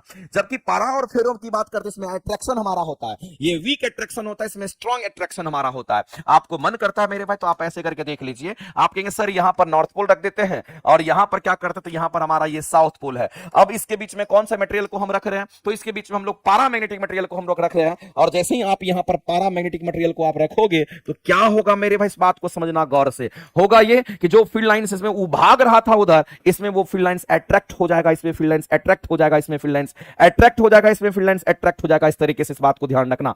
लेकिन इसमें वीक हमारा अट्रैक्शन होता है, ये बात आपको ध्यान रखना, बहुत स्ट्रॉन्ग अट्रैक्शन नहीं होता है, इसमें वीक अट्रैक्शन होता है, ये बात आपको ध्यान रखना है, बहुत ज्यादा स्ट्रॉन्ग अट्रैक्शन नहीं होता है। इसी तरीके से अगर हम लोग यहां बात करते हैं फेरोमैग्नेटिक मटेरियल की बात करते हैं, तो इसमें भी हमारा एक नॉर्थ पोल होगा, एक हमारा साउथ पोल होगा। यहां पर नॉर्थ पोल और साउथ पोल आप बना दीजिए और इसके बीच में आप वैसे मटेरियल को रख दीजिए, इसके बीच में आप वैसे मटेरियल को रख दीजिए जो हमारा फेरोमैग्नेटिक मटेरियल होता है। और फेरोमैग्नेटिक मटेरियल को जैसे ही आप यहां पर रखोगे तो मेरे भाई इसके फील्ड लाइंस हमारे काफी पास पास हो जाते हैं, ये काफी पास पास हो जाते हैं और अंदर की तरफ ये खींचे चले जाते हैं। तो यहां पर स्ट्रॉन्ग हमारा क्या होगा, कहेंगे स्ट्रॉन्ग अट्रैक्शन होता है, यहां पर स्ट्रॉन्ग अट्रैक्शन होता है, ये बात आपको ध्यान रखना है। यहां पर काफी ज्यादा स्ट्रॉन्ग हमारा अट्रैक्शन फोर्स काम करता है, इस बात को ध्यान रखना। तो आपसे बोला गया है कि वह कौन सा चुंबकीय पदार्थ है जो बाह्य चुंबकीय क्षेत्र का विरोध करता है, विरोध का मतलब रिपल्सन पैदा करता है। तो रिपल्सन कौन पैदा करता है, एक ही है मेरे भाई, ये डाया करता है, इस बात को ध्यान रखना। तो ये आप सीधा कहेंगे ये डायमैग्नेटिक मटेरियल हमारा विरोध करेगा, और जब विरोध करेगा तो इसके फील्ड लाइंस हमारे दूर दूर फैलने चले जाते हैं, और इसका मतलब है यहां पर रिपल्सन का हमारा कहीं ना कहीं गुण होता है। तो इस क्वेश्चन का आंसर क्या करेंगे, ऑप्शन नंबर ए हमारा करेक्ट हो जाएगा, ध्यान रखेंगे। क्या है आगे चलते हैं, अगला क्वेश्चन आपका देखते हैं, गैस में ध्वनि का वेग अनुक्रमानुपाती होता है, ये क्वेश्चन आपसे पूछा गया है। तो अगर गैस में ध्वनि के वेग की बात करते हैं तो वेलोसिटी ऑफ साउंड जो हमारा होता है वो कैसा होगा, तो वेलोसिटी ऑफ साउंड का फॉर्मूला होता है मेरे भाई, याद रखना, gamma gamma gamma gamma RT, gamma RT divided by हमारा क्या होता है, कहेंगे एम होता है, गामा आरटी डिवाइडेड बाय हमारा एम होता है। यहां पर अगर वेलोसिटी ऑफ साउंड की हम बात करते हैं, ये डायरेक्टली प्रोपोर्शनल हमारा किसका, तो अंडर रूट में किसका दिख रहा है, तो कहेंगे यहां पर गामा का दिख रहा है, और गामा हमारा क्या है, तो इसी गामा को हम लोग कहते हैं एडियाबैटिक इंडेक्स, इसी को हम लोग क्या कहते हैं, इसी को एडियाबैटिक इंडेक्स के नाम से हम लोग जानते हैं, ये बात आपको ध्यान रखना। इसी को हम लोग कहते हैं, ये हमारा एडियाबैटिक इंडेक्स होता है। अगर आपको हिंदी में इसका नाम जानना तो आप इसको क्या कहेंगे, इसको आप सीधा कह सकते हैं कि कोएफिशिएंट ऑफ रुद्धोष्म प्रत्यास्था गुणांक के नाम से आप इसको जान सकते हैं। इसी को हम लोग क्या कहेंगे हिंदी में, तो रुद्धोष्म प्रत्यास्था गुणांक के नाम से हम लोग जानेंगे। ये रुद्धोष्म प्रत्यास्था गुणांक हमारा है, इस बात को आप ध्यान रखेंगे। तो मेरे भाई एक चीज आपको देखने को मिल रहा होगा कि रुद्धोष्म प्रत्यास्था गुणांक गामा है और गामा का रूट लगा हुआ है, इसका मतलब कहीं ना कहीं वेलोसिटी ऑफ साउंड जो हमारा होता है गामा के रूट का समानुपाती होता है। और गामा के रूट को क्या कहते हैं, तो रुद्धोष्म प्रत्यास्था गुणांक के नाम से जानते हैं, इसका मतलब उसके वर्गमूल का अनुक्रमानुपाती, उसके वर्गमूल का हमारा समानुपाती हो जाएगा। और इस क्वेश्चन के आंसर क्या करेंगे, तो ऑप्शन नंबर हमारा यहां पर बी करेक्ट हो जाएगा। इसी को मेरे भाई दूसरे रूप में भी लिखा जाता है, फॉर्मूला हम आपको लिख देते हैं और नोट करके लिख लीजिएगा। ये गामा हमारा तो एडियाबैटिक इंडेक्स है, ये हमारा पी हो जाएगा, और इसके जस्ट नीचे में अगर हम लोग देखेंगे तो हमारा क्या होगा, कहेंगे डेंसिटी हमारा रो होता है, इस बात को ध्यान रखना। तो ये भी हमारा फॉर्मूला होता है, तो ये जेन्युइन फॉर्मूला है, किसके ऊपर क्या हमारा होगा ये बात आपको ध्यान रखना। दूसरी बात याद रखना कि पी हमारा प्रेशर है, तो आप ये मत कहना मेरे भाई कि हमारा जो गैस की जो गति होती है, गैस में जो ध्वनि की गति होती है वो दाब पर निर्भर करता है, ऐसा नहीं होता, इस बात को ध्यान रखना है। तो मेरे भाई ये हमारा इस बात को ध्यान रखना, नोट करके तो अगर हम ध्वनि की गति की बात करते हैं तो ध्वनि की जो गति होती है वो किस पर निर्भर नहीं करती है, तो ध्वनि की गति मेरे भाई दाब पर निर्भर नहीं करती, इस बात को ध्यान रखना, दाब पर निर्भर नहीं करती है, दाब पर निर्भर नहीं करती, ये बात आपको ध्यान रखना है। और क्वेश्चंस कई बार पूछता है किस पर निर्भर नहीं करेगा, तो दाब पर निर्भर नहीं करता है। दाब आप कितना भी गैस का बढ़ा दीजिए घटा दीजिए, ध्वनि की गति में कोई परिवर्तन नहीं होता, इस बात को आप ध्यान रखेंगे। जबकि हम लोग वेलोसिटी ऑफ साउंड की बात करते हैं, ये समानुपाती अंडर रूट हमारा टेम्परेचर का होता है, इस रिलेशन को भी आप ध्यान रख सकते हैं। वेलोसिटी ऑफ साउंड समानुपाती हमारा किसका, तो हम कहेंगे यहां पर हमारा इलास्टिसिटी का होता है। अगर कोई ज्यादा इलास्टिक मटेरियल है इसका मतलब उसमें वेलोसिटी ऑफ साउंड हमारा ज्यादा होता है, ध्यान रखेंगे। अगर आर्द्रता की बात करते हैं तो उसके हिसाब से भी हमारा होता है। तो ये क्वेश्चन कहीं ना कहीं हमारा यहां से उठाया गया है। और गामा हमारा एडियाबैटिक इंडेक्स, जिसको रुद्धोष्म प्रत्यास्था गुणांक के नाम से जानते हैं, उसके स्क्वायर रूट का समानुपाती होता है।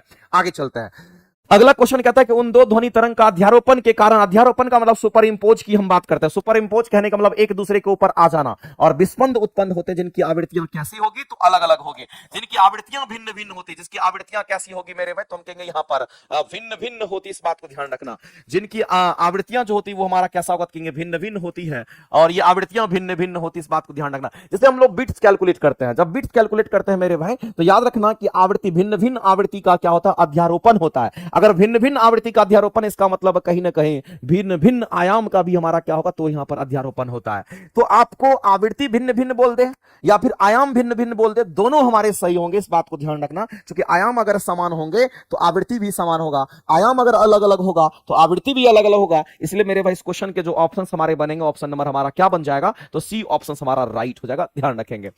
आगे चलते हैं, निम्नलिखित में से किस पर धनायन होता है, बताइए मेरे भाई, कौन से हमारे ऐसे पार्टिकल हैं जो कि धनायन होते हैं, जिसको धनायन कहते हैं, तो आप सीधा कहेंगे अल्फा पार्टिकल्स की हम बात करते हैं। एक बात मेरे भाई आप जान लीजिए, जब हम अल्फा पार्टिकल्स की बात करते हैं, ये जो हमारा अल्फा पार्टिकल्स हमारा होता है, ये अल्फा पार्टिकल किससे बनता है, तो अल्फा पार्टिकल का जो निर्माण हुआ है वो किससे हुआ, वो बात आपको जानना चाहिए। अल्फा पार्टिकल का निर्माण जो हुआ है, ये 2 प्रोटॉन से हुआ है और साथ ही साथ इसमें 2 न्यूट्रॉन से हुआ है। तो 2 प्रोटॉन और 2 न्यूट्रॉन से हमारा किसका निर्माण हुआ है, तो अल्फा पार्टिकल का निर्माण हुआ है। और हम सभी लोग जानते हैं कि प्रोटॉन पर तो आवेश होता है, न्यूट्रॉन पर तो कोई आवेश नहीं होता है, लेकिन प्रोटॉन पर कैसा आवेश होगा, तो प्रोटॉन पर हमारा धन आवेश होता है। इस पर कैसा आवेश होगा, तो कहेंगे इस पर हमारा धन आवेश होता है, इस बात को ध्यान रखना। और इस पर हमारा कोई आवेश नहीं होता, ये हमारा आवेशहीन होता है। न्यूट्रॉन हमारा कैसा होगा, तो हम सभी लोग जानते हैं हमारा आवेशहीन होता है, तो ये आवेशहीन हो गया, लेकिन इस पर धन आवेश हमारा है, तो ये दोनों के मिलने से हमारा अल्फा पार्टिकल का निर्माण होता है। तो मेरे भाई एक बात तो क्लियर हमारा हो गया, अगर इसमें धन आवेश है तो इसमें भी धन आवेश होता है, इसलिए अल्फा पार्टिकल को हम लोग क्या कहते हैं, पॉजिटिवली चार्ज पार्टिकल कहते हैं, इस बात को ध्यान रखना।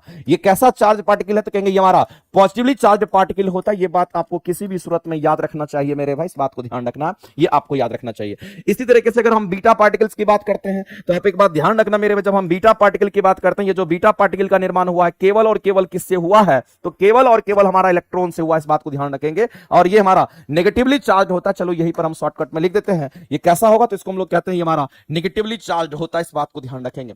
ऐसे ही अगर हम लोग देखते हैं यहां पर हमारा एक्सरे की बात कर लेते हैं, तो अगर हम एक्सरे की बात कर लें, अगर हम यहां पर गामा रे की बात कर लें मेरे भाई, एक्सरे की बात कर ले, गामा रे की बात कर ले, या फिर हम लोग अगर यूवी रे की अगर हम बात कर लेते हैं, अगर हम यूवी रे की अगर हम बात कर लेते हैं, अगर हम लोग इंफ्रारेड रे की हम बात कर लेते हैं, अगर हम यहां पर माइक्रोवेव की अगर हम बात कर लेते हैं, अगर हम रेडियो वेव की अगर हम बात कर लेते हैं, अगर हम यहां पर मेरे भाई यहां पर हम कह सकते हैं विजिबल रे की हम बात कर लेते हैं, तो आपको पता ही होगा मेरे भाई ये सब के सब हमारे कैसी तरंगे होती है, ये सब के सब हमारा विद्युत चुंबकीय तरंग होती है। ये सभी के सभी क्या है, तो कहेंगे ये सभी हमारा विद्युत चुंबकीय तरंग है, ये सभी लोग जानते होंगे, ये सभी हमारे विद्युत चुंबकीय तरंग है, ये सभी विद्युत चुंबकीय तरंग है। और अगर किसी को विद्युत चुंबकीय तरंग कहते हैं तो उस पर कोई आवेश नहीं होता, इसका मतलब ये आवेशहीन होता है। ये कैसा होगा, तो ये आवेशहीन होता है, ध्यान रखिएगा। एक और चीज पूछता है मेरे भाई, कैथोड रे के बारे में आपसे पूछेगा। ये जो कैथोड रे होता है हमारा, ये कैसा होता है, तो कैथोड रे का जो निर्माण होता है वो किससे होता है, तो कैथोड रे का जो निर्माण होता है मेरे भाई याद रखना, ये हमारा किससे होगा, तो इलेक्ट्रॉन से होता है, इलेक्ट्रॉन से होता है, इस बात को आप ध्यान रखना, ये इलेक्ट्रॉन से होता है। और दूसरी बात याद रखना कि कैथोड रे सीधी रेखा में गमन करती है, इस बात को भी ध्यान रखेंगे। ये कैसी गमन करती है, सीधी रेखा में गमन करती है, ये बात भी आपके एग्जाम में क्वेश्चन आता है, ये सीधी रेखा में गमन करती है, इस बात को भी आप ध्यान रखेंगे। और अगर कैथोड रे इलेक्ट्रॉन से बना हुआ, इसका मतलब कैथोड भी हमारा नेगेटिवली चार्ज होगा, इस बात को ध्यान रखना। ये कैसा, तो नेगेटिवली चार्ज होता है, इस बात को भी आप ध्यान रखेंगे। तो मेरे भाई छोटे छोटे क्वेश्चंस हैं, लेकिन सभी क्वेश्चंस पर नजर रखना है, क्योंकि क्वेश्चंस आपका अलग अलग तरीके से हमेशा एग्जाम में आते रहता है, सबके बारे में समझना। तो धनायन की अगर बात करेंगे तो अल्फा पार्टिकल हमारा कैसा होगा, कहेंगे पॉजिटिवली चार्ज होता है, और इस क्वेश्चन का आंसर करेंगे ऑप्शन नंबर ए। इस पर कोई चार्ज नहीं होगा, ये नेगेटिव चार्ज होता है, इसलिए ये भी नहीं होगा, ये पॉजिटिव चार्ज, यही आंसर हम लोग करेंगे। तो धनायन किस पर होगा, तो हम लोग कहेंगे अल्फा पार्टिकल हमारा धनायन होता है, सीधा आंसर, सटीक आंसर हम लोग करेंगे, और जितना बात बताएं वो सब आप याद रखेंगे। चलिए आगे चलते हैं। आगे मेरे भाई ये आरंभ बैच का जो आपके पास इंफॉर्मेशन आता है, आरंभ बैच में हम आपको फिजिक्स केमिस्ट्री बायो तीनों हम आपको पढ़ा रहे हैं। तो आपको आरंभ बैच अगर किसी को करना है, थ्योरी अगर मजबूत करना है, अच्छे से समझना है आपको सब्जेक्ट को, लगता है कि आपको एग्जाम निकालना है, तो थ्योरी बहुत मस्त तरीके से इसमें हो जाएगा, इसमें कोई दिक्कत नहीं है। आप मार्केट में बहुत इधर उधर घूमोगे, बहुत भटकोगे, और कंटेंट सही टीचर से आपको मिलना बहुत मुश्किल होता है। इसलिए हम आपको कहते हैं अगर किसी का साइंस वीक है तो बेझिझक आप इस क्लासेस को कर सकते हैं, आपको अच्छे क्वालिटी की अच्छे कंटेंट आपको मिलेंगे। और एक और व्यवस्था तो हम आप लोगों के लिए किए हैं और वो व्यवस्था हम आपको बता देना चाहते हैं। 2 जून की बात कर रहे हैं, 2 जून से एनसीईआरटी एग्जाम्पलर लेकर के हम आ रहे हैं। और एनसीईआरटी एग्जाम्पलर इस बार अपडेटेड कंटेंट के साथ होगा, पिछले बार जैसा था उससे काफी अपडेटेड कंटेंट के साथ आपके सामने आएगा। तो एनसीईआरटी एग्जाम्पलर सभी बच्चों को करना है। क्वेश्चंस जितना लगाओगे उतना एक्यूमुलेशन बढ़ेगा, उतने कंसेप्ट बनेंगे, उतने ही तुम परिपक्व हो जाओगे एग्जाम के लिए। इसलिए एनसीईआरटी एग्जाम्पलर जो बैच हम लेकर के आ रहे हैं 2 जून से, एक एक बच्चा उसमें इंटरेस्ट लेना, एक एक बच्चा उसको करके जाना, देखना मेरे भाई किसी भी तरीके से कोई कमी नहीं रह जाएगी आप में। तो एनसीईआरटी एग्जाम्पलर 2 जून से आने वाला, बैच शायद लॉन्च हो गया होगा प्लेटफॉर्म बाय नवीन कुमार सिंह एप्लीकेशन पर, आप सर्च करेंगे एनसीईआरटी एग्जाम्पलर आपको दिखाई दे देगा, ठीक है। तो वहां से आप उससे इनरोल होकर के प्रैक्टिस कर सकते हैं हमारे साथ में, और ये तो थ्योरी की क्लासेस हमारी होती है। आगे चलते हैं, E equal to MC square की हम बात करते हैं। E equal to MC square का जो समीकरण है ये तो आइंस्टीन ने दिया था, लेकिन आइंस्टीन ने इस समीकरण की अगर हम बात करते हैं तो इस समीकरण को क्या, तो आइंस्टीन का ये द्रव्यमान ऊर्जा समीकरण कहलाता है, इस बात को ध्यान रखेंगे। ये द्रव्यमान ऊर्जा समीकरण कहलाता है, और इस क्वेश्चन का आंसर क्या करेंगे, तो ऑप्शन नंबर हमारा यहां पे बी करेक्ट हो जाएगा, ध्यान रखेंगे। आगे चलते हैं, डाल्टन के परमाणु सिद्धांत का सफलतापूर्वक व्याख्या जो किया गया था। मेरे भाई परमाणु सिद्धांत सबसे पहले अगर कोई साइंटिस्ट दिया था तो वो डाल्टन दिया था, इस बात को ध्यान रखना। अगर हम परमाणु सिद्धांत की अगर हम बात करते हैं तो ये जो परमाणु सिद्धांत दिया गया था वो किसके द्वारा सबसे पहले दिया गया था, तो परमाणु सिद्धांत सबसे पहला फर्स्ट टाइम हमारा जो दिया गया था, पहली बार, यानी कि पहली बार अगर फर्स्ट टाइम अगर कोई दिया था तो कौन दिया था, तो आपको सीधा समझना है कि ये फर्स्ट टाइम अगर किसी ने दिया था तो वो हमारा कौन था, तो कहेंगे जॉन डाल्टन की बात करेंगे, ये डाल्टन साहब ने दिया था, इस बात को ध्यान रखेंगे, ये डाल्टन ने दिया था, जॉन डाल्टन की बात करते हैं। हाँ, इनका स्टार्टिंग में कुछ जो फैक्ट था वो हमारा क्या हो गया, तो कहेंगे यहाँ पर गलत साबित हुआ था, लेकिन बहुत सारे फैक्ट इनके जो थे वो शामिल हो गए थे आगे चल करके। डाल्टन ने बोला था कि परमाणु अविभाज्य, जबकि परमाणु विभाज्य होता है, परमाणु के अंदर में हमारा इलेक्ट्रॉन प्रोटॉन न्यूट्रॉन सब कुछ होता है, तो वो स्टेटमेंट गलत हो गया था। दूसरा इनका स्टेटमेंट था कि नहीं, हमारा जो परमाणु होता है ना वो इलेक्ट्रिकली न्यूट्रल होता है, विद्युतीय उदासीन होता है, क्योंकि हमारा जो परमाणु है वो प्रोटॉन और इलेक्ट्रॉन से मिलकर के बने हैं, और समान प्रोटॉन और समान इलेक्ट्रॉन की संख्या होती है, इस बात को ध्यान रखना। तो परमाणु का जो सिद्धांत दिया हुआ था मेरे भाई सबसे पहले किसने दिया था, कहेंगे डाल्टन ने दिया था। अब हमारे सामने में आता है कि द्रव्यमान संरक्षण का नियम। तो एक बात आप जान लीजिए, जो डाल्टन थ्योरी थी उसमें अगर हम लोग देखेंगे तो उसमें रेडियोधर्मिता को आप छोड़ दीजिए, आप इसको छोड़ दीजिए मेरे भाई, आप इसको छोड़ दीजिए, तो परमाणु के सिद्धांत की जो सफलतापूर्वक व्याख्या की गई है उसमें द्रव्यमान संरक्षण भी हमारा शामिल है। दूसरा आपको ध्यान रखना कि उसमें हमारा कौन शामिल है, तो कहेंगे स्थिर, यहां पर हम लोग कहेंगे लॉ ऑफ कांस्टेंट प्रोपोर्शनलिटी की हम बात करते हैं, लॉ ऑफ कांस्टेंट प्रोपोर्शनलिटी की बात करते हैं। लॉ ऑफ कांस्टेंट प्रोपोर्शन इसको बोलिए ज्यादा बेहतर रहेगा, एसोसिएशन नहीं प्रोपोर्शन बोलिए ज्यादा सही रहेगा। लॉ ऑफ कांस्टेंट प्रोपोर्शन की हम बात करते हैं, लॉ ऑफ कांस्टेंट प्रोपोर्शन की बात करते हैं, स्थिर अनुपात का नियम इसको हम लोग कहते हैं। इसको क्या कहेंगे मेरे भाई, तो स्थिर अनुपात का नियम कहते हैं, इस बात को ध्यान रखना, इसको स्थिर अनुपात का नियम कहा जाता है। यहां पर थोड़ा सा मिस्टेक है, इसको आप सही कर लीजिएगा, स्थिर अनुपात का नियम हम लोग कहते हैं, इस बात को ध्यान रखना। ये हमारा क्या होगा, तो कहेंगे स्थिर अनुपात का नियम कहलाता है, तो स्थिर अनुपात का नियम भी हमारा है शामिल। और यहां पर हमारा क्या है, तो कहेंगे लॉ ऑफ मल्टीपल प्रोपोर्शंस की बात करते हैं, जिसको हम लोग क्या कहते हैं, गुणित अनुपात का नियम भी कहते हैं, या बहु अनुपात का नियम या गुणित अनुपात का नियम भी कहते हैं। तो मेरे भाई ये भी हम लोगों को थ्योरी देखने को मिला था एटॉमिक थ्योरी में, तो ये भी हमारा है, ये भी हमारा है। सिर्फ ये नहीं है तो 1 2 3 हमारा 1 2 और 4 हमारा राइट हो जाएगा, और 1 2 4 हमारा करेक्ट आंसर हो जाएगा, और ऑप्शन नंबर हम लोग क्या करेंगे, तो ऑप्शन नंबर सी हम लोग करेक्ट करेंगे। ऑप्शन नंबर सी जो है हमारा करेक्ट हो जाएगा, इस बात को ध्यान रखना।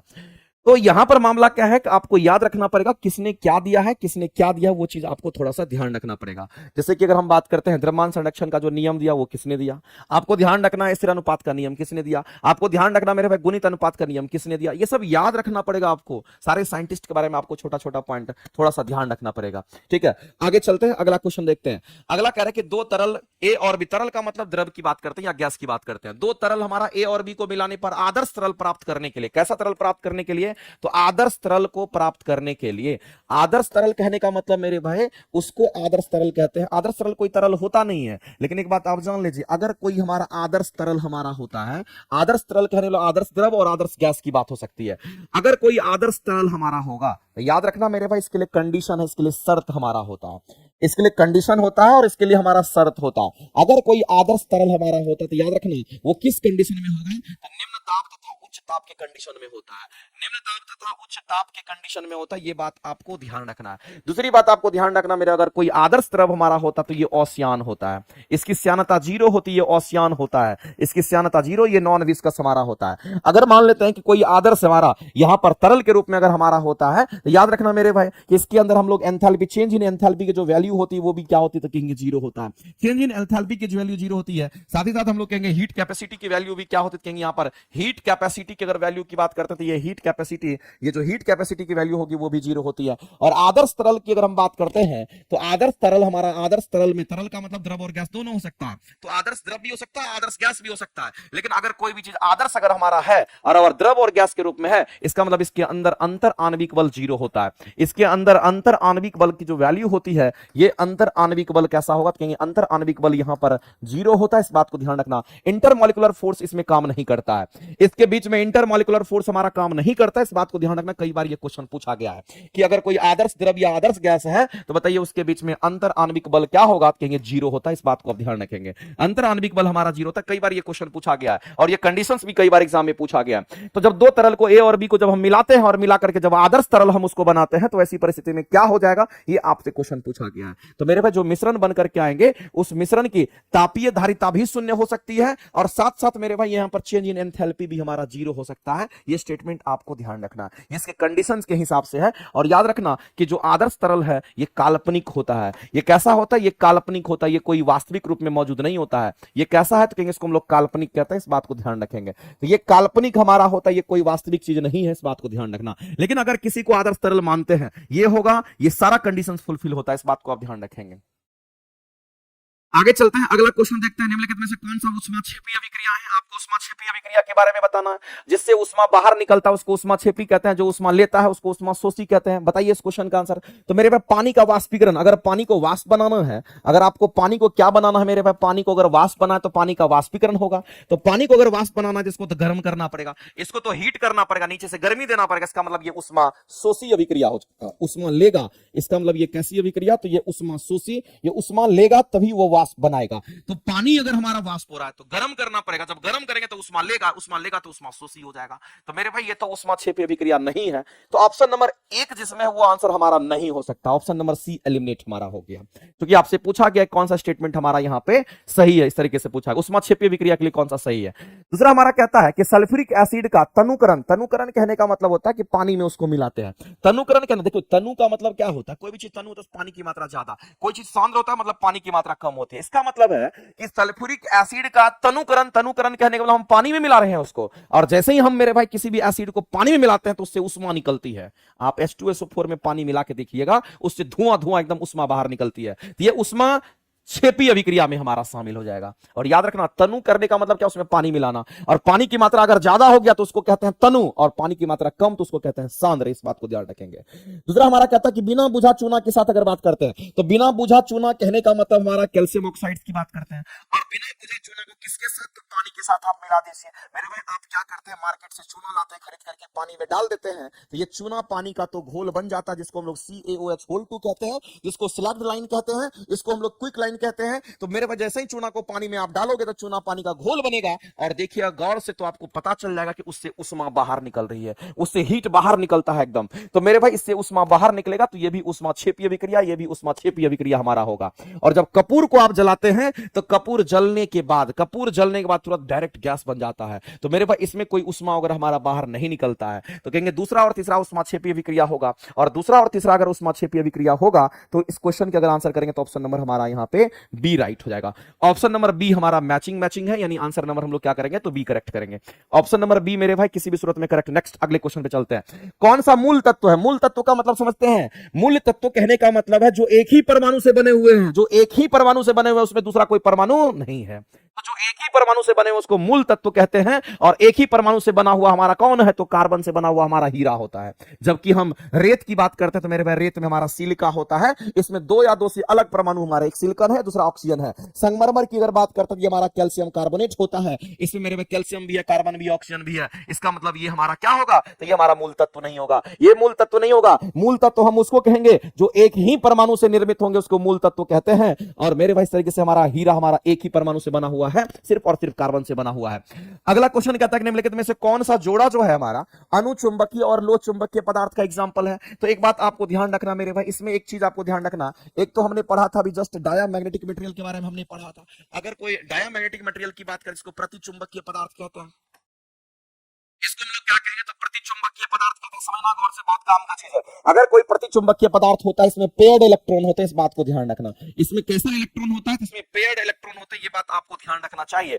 ये अगर पेयर्ड इलेक्ट्रॉन होगा, इसमें पेयर्ड इलेक्ट्रॉन हमारा होता है, ये बात आपको ध्यान रखना है। इसमें पेयर्ड इलेक्ट्रॉन होता है, इसका मतलब है अगर इसमें पेयर्ड इलेक्ट्रॉन होगा, इसका मतलब मेरे भाई इसके अंदर अनपेयर्ड इलेक्ट्रॉन की अगर हम बात करेंगे तो ये अनपेयर्ड इलेक्ट्रॉन की संख्या कितनी होगी, तो अनपेयर्ड इलेक्ट्रॉन की संख्या इसमें 0 होगी। या तो आप ये कहिए या तो आप ये कह दीजिए, चलेगा। लेकिन अगर हम लोग पारामैग्नेटिक मटेरियल की हम बात करते हैं, हम किसकी बात करते हैं, अगर हम पारामैग्नेटिक मटेरियल की अगर हम बात करते हैं, अगर कोई हमारा पारामैग्नेटिक मटेरियल हमारा हो तो इसको हम लोग अनुचुंबकीय पदार्थ कहते हैं। इसको हम लोग हिंदी में क्या बोलेंगे, तो इसको हम लोग हिंदी में अनुचुंबकीय पदार्थ के नाम से जानते हैं। ये बहुत ही अच्छा क्वेश्चन बीपीएससी क्वेश्चन पूछती है, इस बात को ध्यान रखना। इसको अनुचुंबकीय पदार्थ हम कहते हैं। अगर कोई हमारा अनुचुंबकीय पदार्थ है, अगर इसमें पेयर्ड इलेक्ट्रॉन होता है, इसका मतलब मेरे भाई इस बात को ध्यान रखना, यहां अनपेयर्ड इलेक्ट्रॉन 0 है, इसका मतलब इसमें अनपेयर्ड इलेक्ट्रॉन होता है। यहां पर क्या होगा, तो कहेंगे यहां पर हमारा अनपेयर्ड इलेक्ट्रॉन हमारा होता है, अनपेयर्ड इलेक्ट्रॉन होता है। कम से कम यहां पर ध्यान रखेंगे, कम से कम एक एक एक एक कम से कम एक अनपेयर्ड इलेक्ट्रॉन हमारा, एक से कम एक अनपेयर्ड इलेक्ट्रॉन हमारा होता है। इसको पारामैग्नेटिक मटेरियल के नाम से हम लोग जानते हैं। इसका मतलब पारामैग्नेटिक मटेरियल के लिए मेरे भाई पेयर्ड इलेक्ट्रॉन की वैल्यू क्या होगी, इसमें कोई भी जोड़ा नहीं होता इलेक्ट्रॉन का, यानी कि जो पेयर इलेक्ट्रॉन हमारा होगा वो क्या होगा, तो जोड़ा में नहीं होगा, इस बात को ध्यान रखेंगे, 0 होगा। तो अनपेयर्ड इलेक्ट्रॉन कम से कम हमारा 1 होना चाहिए, इस बात को ध्यान रखेंगे। इसको हटा दीजिए, आप इसी को याद रखिए, ज्यादा बेहतर रहेगा। इसी तरीके से अगर हम लोग यहां पर फेरोमैग्नेटिक मटेरियल की अगर हम बात करते हैं, अगर कोई मैग्नेटिक मटेरियल हमारा कैसा है, अगर फेरोमैग्नेटिक मटेरियल की अगर हम बात करते हैं, और जिसको लोह चुंबकीय पदार्थ के नाम से हम लोग जानते हैं, अगर कोई लोह चुंबकीय पदार्थ है, तो एक बात आप जान लीजिए कि लोह चुंबकीय पदार्थ में भी आपको ध्यान रखना है कि अनपेयर्ड इलेक्ट्रॉन होते हैं इसमें, लेकिन अनपेयर्ड इलेक्ट्रॉन की संख्या इसमें ज्यादा होती है। इसमें आपको ध्यान रखना है अनपेयर्ड इलेक्ट्रॉन की संख्या क्या होती है, तो अनपेयर्ड इलेक्ट्रॉन की संख्या यहां पर ज्यादा होती है, संख्या ज्यादा होती, कम से कम इतना बात तो याद रखना चाहिए, यहां ज्यादा होती है। और अगर कोई फेरोमैग्नेटिक मटेरियल की बात करेगा तो याद रखना मेरे भाई, इस मटेरियल में हमारा, इस मटेरियल में जेन्युइन डोमेन होता है। तो सबसे आपको यह क्वेश्चन पूछा गया कि डोमेन हमारा किसमें होता है, तो डोमेन हमारा इसमें होता है। इस मटेरियल में हमारा क्या होता है, सभी के सभी मैग्नेटिक फील्ड लाइंस हमारा एक ही लाइन में अलाइंड होते हैं, इसलिए उसमें डोमेन हमारा ऑलरेडी बना हुआ रहता है। इसमें डोमेन 0 होता है, इसमें डोमेन बनाया जा सकता है, इसमें डोमेन हो बहुत तगड़ा डोमेन हमारा बनता है, इस बात को ध्यान रखना। क्वेश्चन पूछता है कौन सा मैग्नेटिक मटेरियल में डोमेन होता है, तो याद रखना लोह चुंबकीय पदार्थ में डोमेन होता है। क्या किस मैग्नेटिक मटेरियल में डोमेन नहीं होता, तो कहेंगे हमारा डायमैग्नेटिक में हमारा डोमेन नहीं होता, और यहां डायपोल मोमेंट हमारा होता है। यहां पर डोमेन होगा, डायपोल मोमेंट हमारा होता है। यहां डायपोल मोमेंट हमारा 0 होता है, तो डोमेन भी 0 होता है। यहां डायपोल मोमेंट पैदा करके डोमेन पैदा किया जाता है, इस बात को ध्यान रखेंगे मेरे भाई। तो ये छोटा छोटा पॉइंट आपको ध्यान रखना है। अब इतना बात अगर आपको समझ में आता है, तो क्वेश्चन आपके बहुत हद तक बन सकते हैं। और क्वेश्चन में आपसे क्या पूछा है, एक तो आपसे पूछा गया अनुचुंबकीय, और दूसरा आपसे लोह चुंबकीय पूछ लिया। तो मेरे भाई इसमें से हम क्या करते हैं, ऑप्शन नंबर बी आपका राइट आंसर दिया है, और ऑप्शन बी नंबर में हमारा क्या, तो कॉपर है। और अगर कॉपर का परमाणु संख्या पूछेंगे तो आपको हो गया 29, और कॉपर पर अगर 2 को प्लस चार्ज है, इसका मतलब कहीं ना कहीं उसमें इलेक्ट्रॉन की 2 की कमी होगी, तो इसमें इलेक्ट्रॉन की संख्या कितनी है, तो अगर हम Cu2 प्लस की बात करते हैं, किसकी बात करते हैं, Cu2 प्लस की बात करते हैं, इसका मतलब इसमें 27 इलेक्ट्रॉन्स होंगे। इसमें कितने इलेक्ट्रॉन्स होंगे, तो इसमें 27 इलेक्ट्रॉन्स की हम बात करेंगे, 27 इलेक्ट्रॉन्स हमारा होगा। और 27 इलेक्ट्रॉन्स के लिए जब इलेक्ट्रॉनिक कॉन्फ़िगरेशन लिखेंगे तो 18 को तो हमारा आर्गन हो गया, और 18 के बाद हमारा क्या बचेगा, तो हम कहेंगे हमारा डी ऑर्बिटल में जाएगा, और यहां पर 9 को हमारा बचेगा। अब मेरे भाई डी जो ऑर्बिटल हमारा होता है, इस डी ऑर्बिटल में हमारे कितने एलिमेंट, कितने इलेक्ट्रॉन रह सकते हैं, तो 10 को हमारा रह सकता है। हम लोग जानते हैं एस में 2 रहेगा, पी में 6 रहेगा, डी में 10 रहेगा, एफ में मैक्सिमम 14 रहेगा। तो हम लोग डी ऑर्बिटल के लिए बनाते हैं, इसके लिए नहीं बनाते, इसके लिए हम लोग बनाते चूंकि इसका कंप्लीट होता है, तो हम लोग इसको बनाते, इसमें 5 को खांचा बनाना पड़ेगा। सबसे पहले अगर 9 को हमारे पास इलेक्ट्रॉन है, तो एक एक इलेक्ट्रॉन को, सब में एक एक इलेक्ट्रॉन को हम लोग इसके अंदर भर देते हैं, और एक एक इलेक्ट्रॉन को भरने के बाद 5 भरा गया, तब हम लोग छठे से शुरुआत करेंगे, तो उल्टे स्पीड में हम लोग भरते हैं। तो यहां पर हमारा कितना, तो हमारा हो जाएगा कितना, तो 5 1 6 6 1 7 7 1 8 8 1 9। इसका मतलब मेरे भाई यहां पर कितने अनपेयर्ड इलेक्ट्रॉन, ये जोड़ा है, ये जोड़ा है, ये जोड़ा है, ये जोड़ा है, ये स्पिन में हमारा एक क्लॉकवाइज एक एंटी क्लॉकवाइज, एक क्लॉकवाइज एक एंटी क्लॉक, एक क्लॉक एक एंटी क्लॉक, एक क्लॉक एक एंटी क्लॉक, ये सब पेयर्ड है, जबकि ये अनपेयर्ड होता है। जब एक अनपेयर्ड इलेक्ट्रॉन होते हैं तो उसको हम लोग क्या कहते हैं, तो उसको हम लोग पारामैग्नेटिक मटेरियल के रूप में हम लोग देखते हैं। और पारामैग्नेटिक मटेरियल को हम लोग क्या कहते हैं, तो अनुचुंबकीय के नाम से हम लोग जानते हैं। ये पारा है तो अनुचुंबकीय होगा, इसका मतलब कॉपर 2 प्लस अनुचुंबकीय को बताता है। और लोह चुंबकीय की बात करेंगे तो इसमें हमारा जीडी वाला आप देख लीजिएगा, इसका भी निकाल कर, शायद इसका एटॉमिक वेट हमारा, एटॉमिक नंबर हमारा 64 होता है। आप इसको वेरीफाई कर लेना, आपके आंसर्स आपके आ जाएंगे। आगे चलते हैं मेरे भाई, अगला क्वेश्चन हम लोग देखते हैं। अगला कह रहा है कि किस बीज का उपयोग अभियांत्रिक हीरो में उत्पादन के लिए करते हैं, किसका इस्तेमाल करते हैं, तो मेरे भाई हीरा। देखो यहां पर बोला गया है कि बीज का उपयोग अभियांत्रिकी यकृत रूप से हीरो के उत्पादन में करते हैं। इसका मतलब लैब में जो आप हीरा बनाते हैं, जो लैब में आप हीरा बनाते हैं, इसका मतलब मेरे भाई हम लोग सीधा कह सकते हैं उसमें आप ग्रेफाइट का इस्तेमाल करते हैं। ध्यान रखेंगे। आगे हमारा क्वेश्चन दे रखा है, बताइए मेरे भाई बोला क्या किसमें से आपको बताना है कि कौन हमारा क्या तो विमानन ईंधन के रूप में हमारा उत्पादन कर सकता है। ईंधन का इस्तेमाल, ईंधन कहां से बन सकता है? एग्रीकल्चर वेस्ट से बन सकता है, मक्के के दाने से भी बन सकता है, और अपशिष्ट जल शोधन वाटर वेस्ट ट्रीटमेंट स्लज से भी हमारा बन सकता है, और कास्ट मिल अवशिष्ट से भी हमारा बन सकता है। तो आपको ध्यान रखेंगे मेरे भाई, इसमें से सभी आंसर हमारे राइट हो जाएंगे। और ऑप्शन नंबर हमारा कहां गायब कर दिया? ऑप्शन ए गायब कर दिया। इसका मेरे भाई इसका आंसर हम लोग क्या करेंगे? उपयुक्त में से एक से अधिक, आपका डी आंसर आपका राइट हो जाएगा। चलिए आगे चलते हैं। आगे हमारे पास यहां पर दे रखा है किसका कृत्रिम मधुरक मधुरियाल मान सुक्रोज की तुलना में अधिकतम होता है। Which of the following artificial sweeteners and maximum sweeteners as compare to sucrose. मेरे भाई सुक्रोज से भी ज्यादा अगर हमारा कोई मीठा है, कौन सा आर्टिफिशियल स्वीट हमारा यहां पर स्वीटनर्स है जो कि मीठा हमारा होता है, उसका नाम हम लोग क्या रखते हैं? तो उसको हम लोग एलिटेम के नाम से हम लोग जानते हैं। उसको हम लोग क्या कहते हैं? तो उसको हम लोग यहां पर एलिटेम के नाम से जानते हैं। ध्यान रखेंगे। स्पार्टम जो कि हमारे आइसक्रीम वगैरह में दिया जाता है, ये भी हमारा काफी मीठा होता है, इस बात को ध्यान रखना। तो मेरे भाई आपको ध्यान रखना, artificial sweeteners has maximum sweetness as compare to sucrose. Sucrose से भी ज्यादा हमारा स्वीटनेस कौन होगा? तो एलिटेम हमारा होता है, याद रखना। आगे चलते हैं। कौन सा सोडा अम्ल अग्निशामक के रूप में हमारा होता है? तो बताइए सोडा एसिड फायर एक्सटिंग्विशर के बारे में तो आप सभी लोग सुने होंगे, और सोडा एसिड फायर एक्सटिंग्विशर की अगर हम बात करते हैं तो कौन सा सोडा? तो हम लोग कहेंगे NaHCO3 जिसको बेकिंग सोडा कहते हैं, और H2SO4 हमारा क्या? तो कहेंगे एसिड होता है। इसके साथ ये प्रतिक्रिया करेगा तो ये क्या बना लेगा? तो कहेंगे Na2SO4 बनाएगा, और साथ ही साथ यहां से कार्बन डाइऑक्साइड गैस बाहर निकलेगा, और ये किसका निर्माण? तो H2O का भी निर्माण करेगा। बैलेंस करना होगा दो को, यहां पर सोडियम तो 2 से मल्टीप्लाई कर दीजिए, और अगर किसको बैलेंस करना होगा तो इसमें कितने कार्बन? तो 2 को कार्बन, इसका मतलब 2 से यहां भी मल्टीप्लाई करना पड़ेगा। आप देख लेना मेरे भाई, बैलेंसिंग क्वेश्चन आप खुद देख लेना लेकिन क्वेश्चन जो है उस क्वेश्चन के लिए हमारा यही होता है कि जब हम लोग सोडा एसिड फायर एक्सटिंग्विशर का इस्तेमाल करते हैं तो उसमें बेकिंग सोडा तो हमारा होता ही होता है, और साथ ही साथ उसमें क्या? H2SO4 मिलाते हैं। ये दोनों हमारा मिक्स होता है उस सिलेंडर के अंदर, और जब उससे निकलता है तो कार्बन डाइऑक्साइड गैस निकलता है। इसी कार्बन डाइऑक्साइड गैस से हम लोग आग बुझाते हैं। ध्यान रखेंगे। तो मामला यह है मेरे भाई, इस क्वेश्चन के आंसर हम लोग क्या करेंगे? इस क्वेश्चन के आंसर हम लोग क्या करेंगे? तो H2SO4 जो हम लोग लेते हैं उसमें पानी की मात्रा ज्यादा होता है, इसलिए तो पानी बाहर निकल रहा है। इसका मतलब मेरे भाई तनु H2SO4 की हम बात करेंगे तो तनु हमारा यहां भी है, यहां सांद्र हो गया, नहीं होगा। तनु यहां हमारा भी है। अब तनु के साथ सोडियम कार्बोनेट नहीं लेंगे, तनु के साथ हम लोग बाइकार्बोनेट लेते हैं, और बाइकार्बोनेट को ही हम लोग क्या कहते हैं? बेकिंग सोडा कहते हैं, और बाइकार्बोनेट हमारा सोडियम बाइकार्बोनेट को ही बाइकार्बोनेट कहा जाता है, इसलिए इन्हीं के मिश्रण को हम लोग यूज करते थे। ये तो ऐसे ही कैंसिल आउट हमारा हो जाएगा। आगे चलते हैं।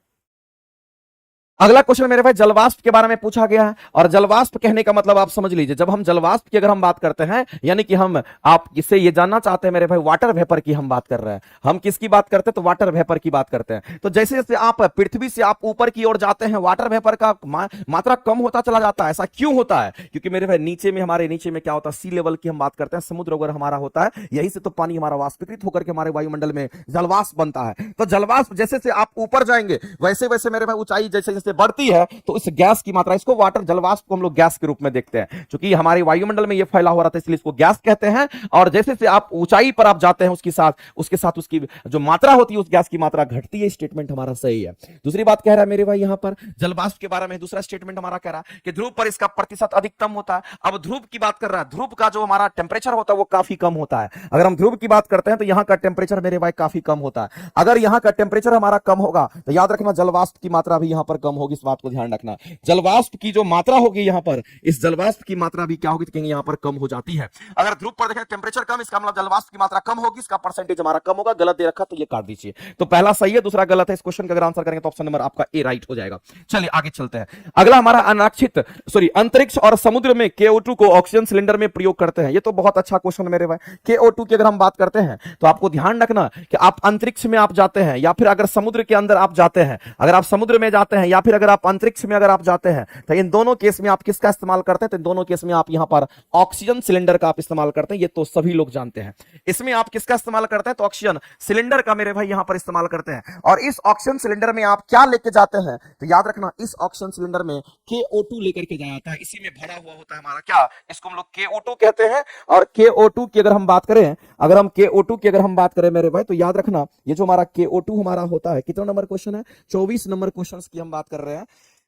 जो KO2 हमारा होता है, इसके बारे में एक चीज बहुत इंपॉर्टेंट है, उसको आप ध्यान रखना। जो KO2 हमारा होता है, इसको हम लोग पोटेशियम सुपर ऑक्साइड्स के नाम से जानते हैं। इसको हम लोग क्या कहते हैं, इसी में पोटेशियम सुपर ऑक्साइड्स के नाम से हम लोग जानते हैं। इस बात को आप ध्यान रखेंगे, इसको पोटेशियम सुपर ऑक्साइड्स हम लोग कहते हैं। ये बात आपको ध्यान रखना, पोटेशियम सुपर ऑक्साइड्स हम लोग कहते हैं। लेकिन ये पोटेशियम सुपर ऑक्साइड की जो प्रकृति होती है, इसका जो मेरे भाई प्रॉपर्टी होता है, ये कैसा होता है, तो आपको ध्यान रखना इसका प्रॉपर्टी कैसा होता है। इसका प्रॉपर्टी होता है, ये प्रॉपर्टी में क्या करता है, इसके जो लक्षण होते हैं वो क्या करते हैं, तो ये हमारा कार्बन डाइऑक्साइड गैस को एब्जॉर्ब करता है और ऑक्सीजन गैस को ये बाहर करता है। ये CO2 को क्या करता है, एब्जॉर्ब करता है। CO2 को क्या करता है, CO2 का तो अवशोषण करता है, ये CO2 का तो अवशोषण करता है, और ये बाहर किसको करता है, कहेंगे CO2 का तो अवशोषण करेगा, लेकिन याद रखना मेरे भाई, ये ऑक्सीजन को बाहर करता है। ये ऑक्सीजन को क्या करता है, ये बाहर करता है। ये ऑक्सीजन को क्या करता है, कहेंगे ये बाहर करता है। CO2 को अंदर लेगा और ऑक्सीजन को ये क्या करता है, कहेंगे CO2 का अवशोषण करके ऑक्सीजन को ये बाहर करता है। इसलिए मेरे भाई हम लोग पोटेशियम सुपर ऑक्साइड को ऑक्सीजन जनरेटर के नाम से हम लोग जानते हैं। इसको हम लोग क्या कहते हैं, तो ये हमारा ऑक्सीजन जनरेटर कहलाता है। इस बात को ध्यान रखेंगे, ऑक्सीजन जनरेट करने वाला ऑक्सीजन जनरेटर होता है।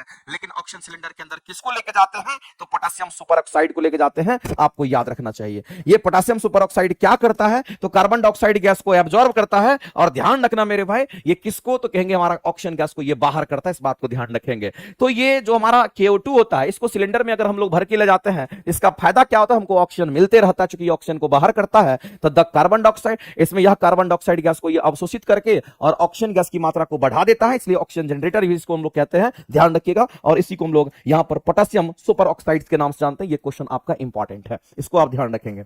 अगला क्वेश्चन कहता है CiF3 की संस्करण की प्रकृति कैसी होगी, यानी हाइब्रिडेशन आपसे पूछा गया है। अगर मेरे CI नहीं, Cl की हम बात करें, इससे हमारा कितना फ्लोरीन लगा हुआ, 3 गो फ्लोरीन लगा हुआ, एगो फ्लोरीन यहाँ, एगो फ्लोरीन यहाँ, एगो फ्लोरीन यहाँ। और क्लोरीन की अगर बात करते हैं, तो क्लोरीन के बाहर कक्षा में कितने इलेक्ट्रॉन होते हैं, तो मेरे भाई 7 होता है। अगर 3 इलेक्ट्रॉन यहाँ पर हमारा दिख रहा है, अगर 3 इलेक्ट्रॉन हमारा यहाँ पर फ्लोरीन के साथ जुड़ गया, तो बचा कितना, तो बाहरी कक्षा में 7 इलेक्ट्रॉन होंगे। इसका मतलब 4 इलेक्ट्रॉन हमारा और बच जाएगा। तो 4 इलेक्ट्रॉन कहने वाला 2 गो लोन पेयर। लोन पेयर का मतलब होता है 2 इलेक्ट्रॉन को जोड़ा 1 लोन पर, 2 इलेक्ट्रॉन का जोड़ा 1 लोन पर। इसका मतलब कितने लोन पेयर होंगे इसमें, तो मेरे भाई हम लोग सीधा कहेंगे इसमें लोन पेयर जो होंगे वो कितने होंगे, लोन पेयर हमारा 2 होगा।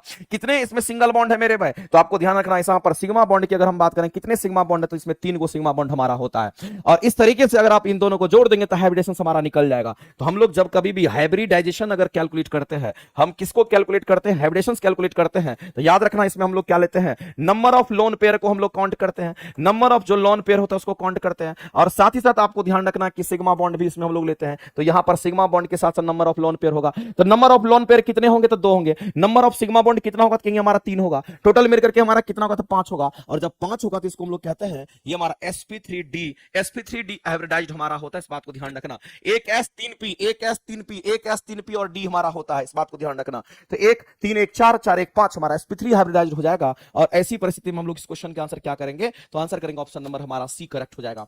तो मेरे भाई और भी तरीका होता है कि हमारा ये हमारा ये तो ये, यानी कि 2 यहां 3 और 3 2 3 1 4 हमारा हो रहा है। यहां पर 2 1 3 1 4 यहां पर, तो हम लोग वैसे भी 5 यहां, तो कोई दिक्कत नहीं है। आप आसानी से कह सकते हो ना यहां होगा ना यहां होगा। आंसर क्या करेंगे, तो ऑप्शन नंबर C आपका राइट हो जाएगा। तो हाइब्रिडेशंस कैलकुलेट करते हैं कैसे, तो नंबर ऑफ लोन पेयर के साथ हम लोग क्या करते हैं, तो सिग्मा बॉन्ड को काउंट करते हैं। और सिग्मा बॉन्ड हम लोग को कहां मिलता है, तो सिंगल बॉन्ड में सिग्मा बॉन्ड मिलता है, डबल बॉन्ड में मिलता है, ट्रिपल बॉन्ड में मिलता है, लेकिन सभी जगह हमारा सिग्मा बॉन्ड एक ही होता है। इस बात को ध्यान रखेंगे। अगर नायलॉन उन सभी संश्लेषित तंतुओं का नाम है जो बनाता है क्या, नायलॉन जब भी बनता है तो पॉलीएमाइड पॉलीमर से नायलॉन का निर्माण होता है। नायलॉन का निर्माण कैसे होता है, तो पॉलीएमाइड पॉलीमर से होता है। और इस क्वेश्चन के अगर आंसर करेंगे तो पॉलीमेरिक एमाइड से हमारा नायलॉन बनता है। इस बात को आप ध्यान रखेंगे। आगे चलते हैं। अगला निम्नलिखित में से कौन सा उच्च से निचले क्रम के और पौधे का सही प्रजाति को बताता है, तो उच्च से निचला हमारा होगा। तो मेरे भाई सबसे पहले तो प्लांट किंगडम के बाद हमारा फाइलम होगा, फाइलम के बाद हमारा क्लास होगा, क्लास के बाद हमारा ऑर्डर होगा, ऑर्डर के बाद हमारा जीनस, जीनस के बाद हमारा क्या होता है, स्पीसीज हमारा हो जाता है। यानी कि इसका आंसर जो करेंगे ऑप्शन नंबर C करेंगे। और ये आपको याद भी रखना चाहिए। आगे चलते हैं, आगे मेरे भाई बढ़ते हैं और अगला क्वेश्चन हम लोग देखते हैं। चीता का जो वैज्ञानिक नाम हमारा क्या था, पेंथरा पार्डस हमारा चीता की बात करें उसका वैज्ञानिक नाम होता है, ध्यान रखना। अगला निम्नलिखित पर विचार कीजिए और विचार करना। तितली की बात करते हैं, मत्स्य की बात करते हैं, यहाँ पर मेढक की बात करते हैं। उनमें से कौन सा विषाक्त जातियां होती है, ये क्वेश्चन पूछा गया है। तो मेरे भाई कुछ बटरफ्लाई जो होते हैं वो हमारे विषाक्त होते हैं। और कुछ मछलियां जैसे बफर फिश की बात करते हैं, पफर फिश की बात करते हैं, पफर फिश विषैला होता है। मेढक जो होता है, कुछ मेढक हमारी विषैला होता है। ये सभी हमारे विषैले होंगे। इस बात को ध्यान रखें। तो उपयुक्त में से कितने में विषाक्त की जातियां होती है, तो मेरे भाई सभी तीनों में हम कहेंगे विषाक्त प्राणी देखने को मिलता है। आगे चलते हैं। सूक्ष्मजीव द्वारा कार्बनिक पदार्थ को तोड़ने की जो क्रिया होती है उसको अपघटन कहते हैं, जिसको डिकम्पोजिशन कहते हैं। हम सभी लोग जानते हैं मेरे भाई डिकम्पोजर क्या करता है, तो डिकम्पोजिशन करता है। और आपको पता होगा कि डिकम्पोजर जो हमारा होता है वो किस रूप में होता है, आप जानते होंगे मेरे भाई। हम लोग जानते हैं कि जैसे कि हम लोग बात कर लेते हैं उत्पाद की बात कर लेते हैं, छोड़ो इतना करने की जरूरत नहीं, मतलब नहीं है, आप कई बार इसको पढ़ चुके हैं और इतना आप समझ लीजिए। अगर हमारे सामने में डिकम्पोजर की हम बात करते हैं, किसकी बात करते हैं, डिकम्पोजर की अगर हम बात करते हैं, तो डिकम्पोजर क्या करता है, डिकम्पोजिशन करता है, अपघटन कराता है। और इसको हम लोग हिंदी में क्या कहेंगे, जिसको हम लोग अपघटक कहते हैं। और ये डिकम्पोजर जो हमारा होता है, सबसे ज्यादा डिकम्पोजर के रूप में अगर किसी को देखा जाता है तो मेरे भाई यहां पर हम बैक्टीरिया की हम बात करते हैं। हम किसकी बात करते हैं, बैक्टीरिया की बात करें, इसका अहम रोल होता है। साथ ही साथ आप मेरे भाई कवक को भी ले सकते हैं, ये कवक वगैरह भी होता है, लेकिन आपको ध्यान रखना बैक्टीरिया पर ज्यादा फोकस करना, ये डिकम्पोजर के रूप में होता है। और जब सब कुछ खत्म कर देने वाला, जब सब कुछ को मिट्टी में मिला देने वाला, सबसे लास्ट में हमारा फूड चेन में अगर कोई होता तो वो डिकम्पोजर होता है, जो कि हमारा बैक्टीरिया के रूप में हमारा यहां पर होता है। ये सब कुछ को सरा गला देता है, खत्म कर देता है। तो मेरे भाई आपसे ये बोला गया कि सूक्ष्म जीव के द्वारा यानी बैक्टीरिया के द्वारा क्या करना है, तो जो ऑर्गेनिक वेस्ट होते हैं उसको सराने गलाने की बात कही जा रही है, जो कार्बनिक पदार्थ होते हैं उसको तोड़ने की बात कही जा रही है। कार्बनिक पदार्थ यानी कि हमारे जो ऑर्गेनिक वेस्ट होते हैं उसके तोड़ने की प्रक्रिया को हम लोग क्या कहते हैं, किसके द्वारा, तो बैक्टीरिया के द्वारा। अगर बैक्टीरिया के द्वारा उसको सराते गलाते हैं तो याद रखना मेरे भाई उसको डिकम्पोजर कहा जाता है, यानी उसको डिकम्पोजिशन कहते हैं, अपघटन करा दिया जाता है। और इस क्वेश्चन का आंसर क्या करेंगे, तो ऑप्शन नंबर सी आपका राइट हो जाएगा।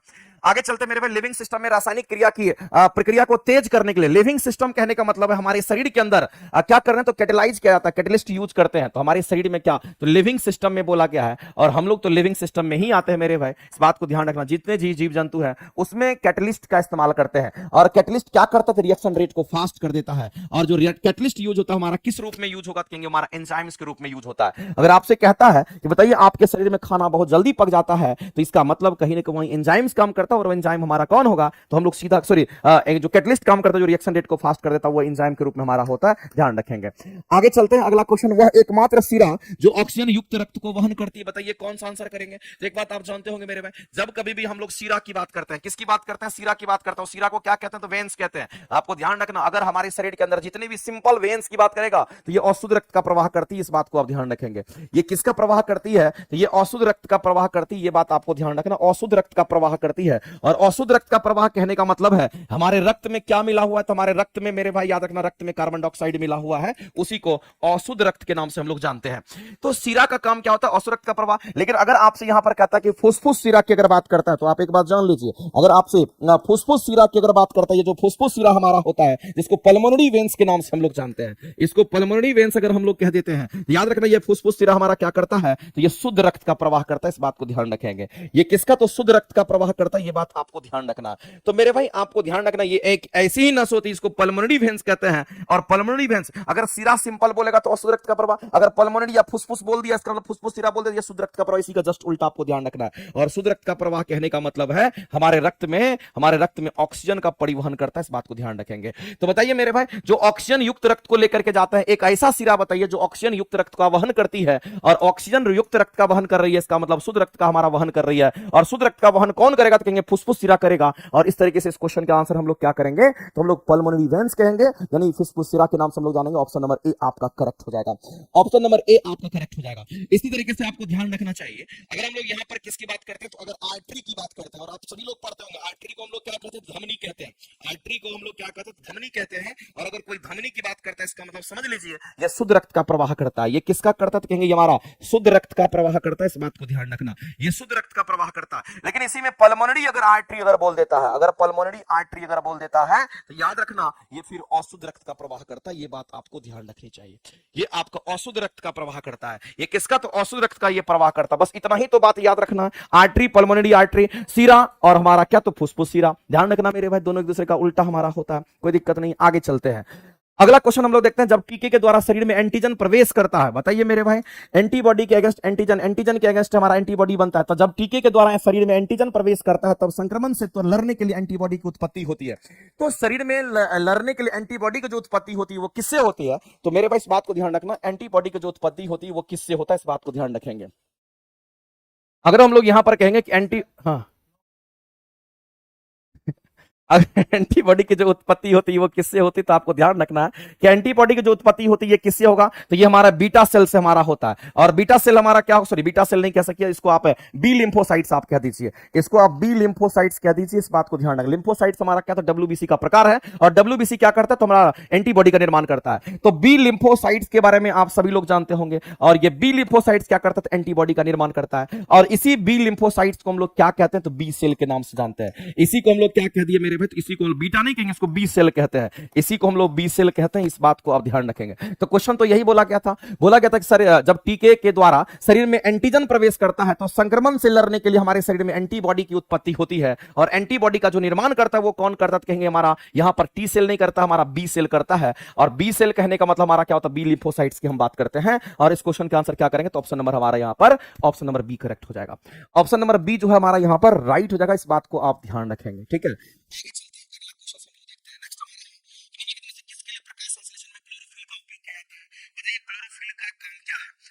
तो सबसे पहला चीज है मेरे पे, जब हम फोटोसिंथेसिस की हम बात करते हैं, हम किसकी बात करते हैं, अगर हम यहाँ पर फोटोसिंथेसिस की अगर हम बात करते हैं, एक बात आप जान लीजिए, प्रकाश संश्लेषण में क्या होता है, कार्बन डाइऑक्साइड हमारे वायुमंडल में है, साथ ही साथ हम कहेंगे प्लांट से क्या लेता है, तो पानी लेता है। और यहाँ पर किसका यूज करते हैं, तो हम लोग सनलाइट का यूज करते हैं। सनलाइट किसको कहते हैं, सूर्य की प्रकाश इस पर पड़ती है, और जैसे ही सूर्य की प्रकाश पड़ती है तो प्रकाश का अपघटन, सॉरी पानी का अपघटन होता है, यानी इसका फोटोलिसिस हो जाता है। और ऐसी परिस्थिति में ये क्या बनाता है, तो कहेंगे C6H12O6 का निर्माण करता है। साथ ही साथ मेरे भाई ध्यान रखना कि हमारा कुछ कार्बन डाइऑक्साइड ऑक्सीजन गैस को बाहर करेगा, और हमारा कुछ पानी की मात्रा को क्या करता है, उत्सर्जित कर देता है। तो इसको बैलेंस करना होगा, तो 6 से मल्टीप्लाई कर दीजिए, यहां 12 कर दीजिए, हमारा कुछ रिएक्शन ऐसा ही हो जाता है। तो मेरे भाई जो सूर्य की प्रकाश है, इस सूर्य की प्रकाश को कौन अवशोषित किया, तो सूर्य की प्रकाश को अवशोषित किया है क्लोरोफिल। इस बात को ध्यान रखना, अगर हम किसी प्लांट की बात करते हैं, उस प्लांट में क्या मौजूद होता है, उसमें होता है क्लोरोफिल। और ये क्लोरोफिल क्या करेगा, तो ये क्लोरोफिल हमारा सनलाइट को एब्जॉर्ब कर लेता है, जो सनलाइट है उसको एब्जॉर्ब कर लेता है। और जब सनलाइट को ये क्लोरोफिल एब्जॉर्ब कर लेता है तो इसी H2O को क्या करता है, वो तोड़ता है। जब H2O हमारा टूटता है, और H2O की टूटने की क्रिया को हम लोग फोटोलिसिस हम लोग कह देते हैं। याद रखना मेरे भाई, ये हमारा टूटता है तो हाइड्रोजन अलग हो जाता है हमारा इस तरीके से। तो हम लोग सीधा कहेंगे हमारा क्या होगा, तो किसके लिए प्रकाश संश्लेषण में क्लोरोफिल का इस्तेमाल किया जाता है, तो हम लोग सीधा कहेंगे पानी के अणु को तोड़ने के लिए इसका इस्तेमाल करते हैं। और ऑप्शन नंबर बी हमारा राइट हो जाएगा। ऑप्शन नंबर बी जो हमारा क्या होगा, कहेंगे यहाँ पर राइट हो जाएगा मेरे भाई। इस बात को आप ध्यान रखेंगे, यहाँ पर ऑक्सीजन की कमी कर देता है, गलत है। कार्बन डाइऑक्साइड की कमी कर देता है, गलत है। आंसर करेंगे पानी के अणु को तोड़ने में वो काम आता है। इस बात को ध्यान रखेंगे। आगे चलते हैं, निम्नलिखित पर विचार कीजिए। कहता है काजू, पपीता, रक्त चंदन की बात कर रहा है, इनमें से कितने वृक्ष जो होते हैं वास्तव में भारत के देशीय वृक्ष में हमारे हैं। अगर इसमें से अगर आप देखिएगा तो एक ही हमारा होता है, इसको हम लोग लाल चंदन कहते हैं, जो कि हल्का हमारा होता है। लाल चंदन की जो लकड़ी होती है वो इंडियन है, इस बात को ध्यान रखेंगे। अगर काजू की बात करते हैं, पपीता की बात करते हैं, ये अलग अलग कंट्री की हम बात करते हैं, ये हमारा अलग अलग कंट्री का हमारा क्या तो देशीय वृक्ष माना जाता है। इस बात को आप ध्यान रखेंगे। चलिए थोड़ा बता देते हैं कहाँ का कौन सा वृक्ष है, लेकिन ये सब तो आपको याद रखना पड़ेगा, इसके पीछे कोई लॉजिक अगर होता है। केसर नट की अगर काजू की बात करते हैं, ये कहाँ का है, तो आपको ध्यान रखना काजू ब्राजील का हमारा है। कहाँ का, तो कहेंगे ये ब्राजील का, इस बात को ध्यान रखेंगे। इसी तरीके से पपाया की अगर बात करेंगे तो ये कहाँ का, तो अमेरिका की हम बात करते हैं। ये किसका, तो कहेंगे हम लोग यहाँ पर अमेरिका की हम बात करते हैं, इस बात को ध्यान रखेंगे। और ये किसका, तो हम लोग कहेंगे यहाँ पर इंडिया की बात करेंगे। और आपसे क्वेश्चन में इंडिया का पूछा गया था, भारत का देशीय वृक्ष कौन सा होता है, हमारा लाल चंदन होगा, ये सही है। तो केवल और केवल यहाँ पर हमारा 3 होगा, केवल 2, केवल 1, केवल 1, केवल 1 में हमारा क्या होगा, तो ऑप्शन नंबर 3 होगा। केवल 1 में ऑप्शन नंबर 3 हो जाएगा, और आंसर हम लोग यही करेंगे।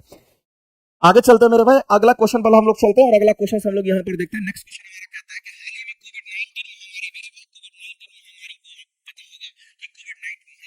19 महामारी को हम लोग पेंडेमिक कह दिए। ये महामारी था, ये पेंडेमिक के नाम से इसको हम लोग जानते हैं, इस बात को ध्यान रखना।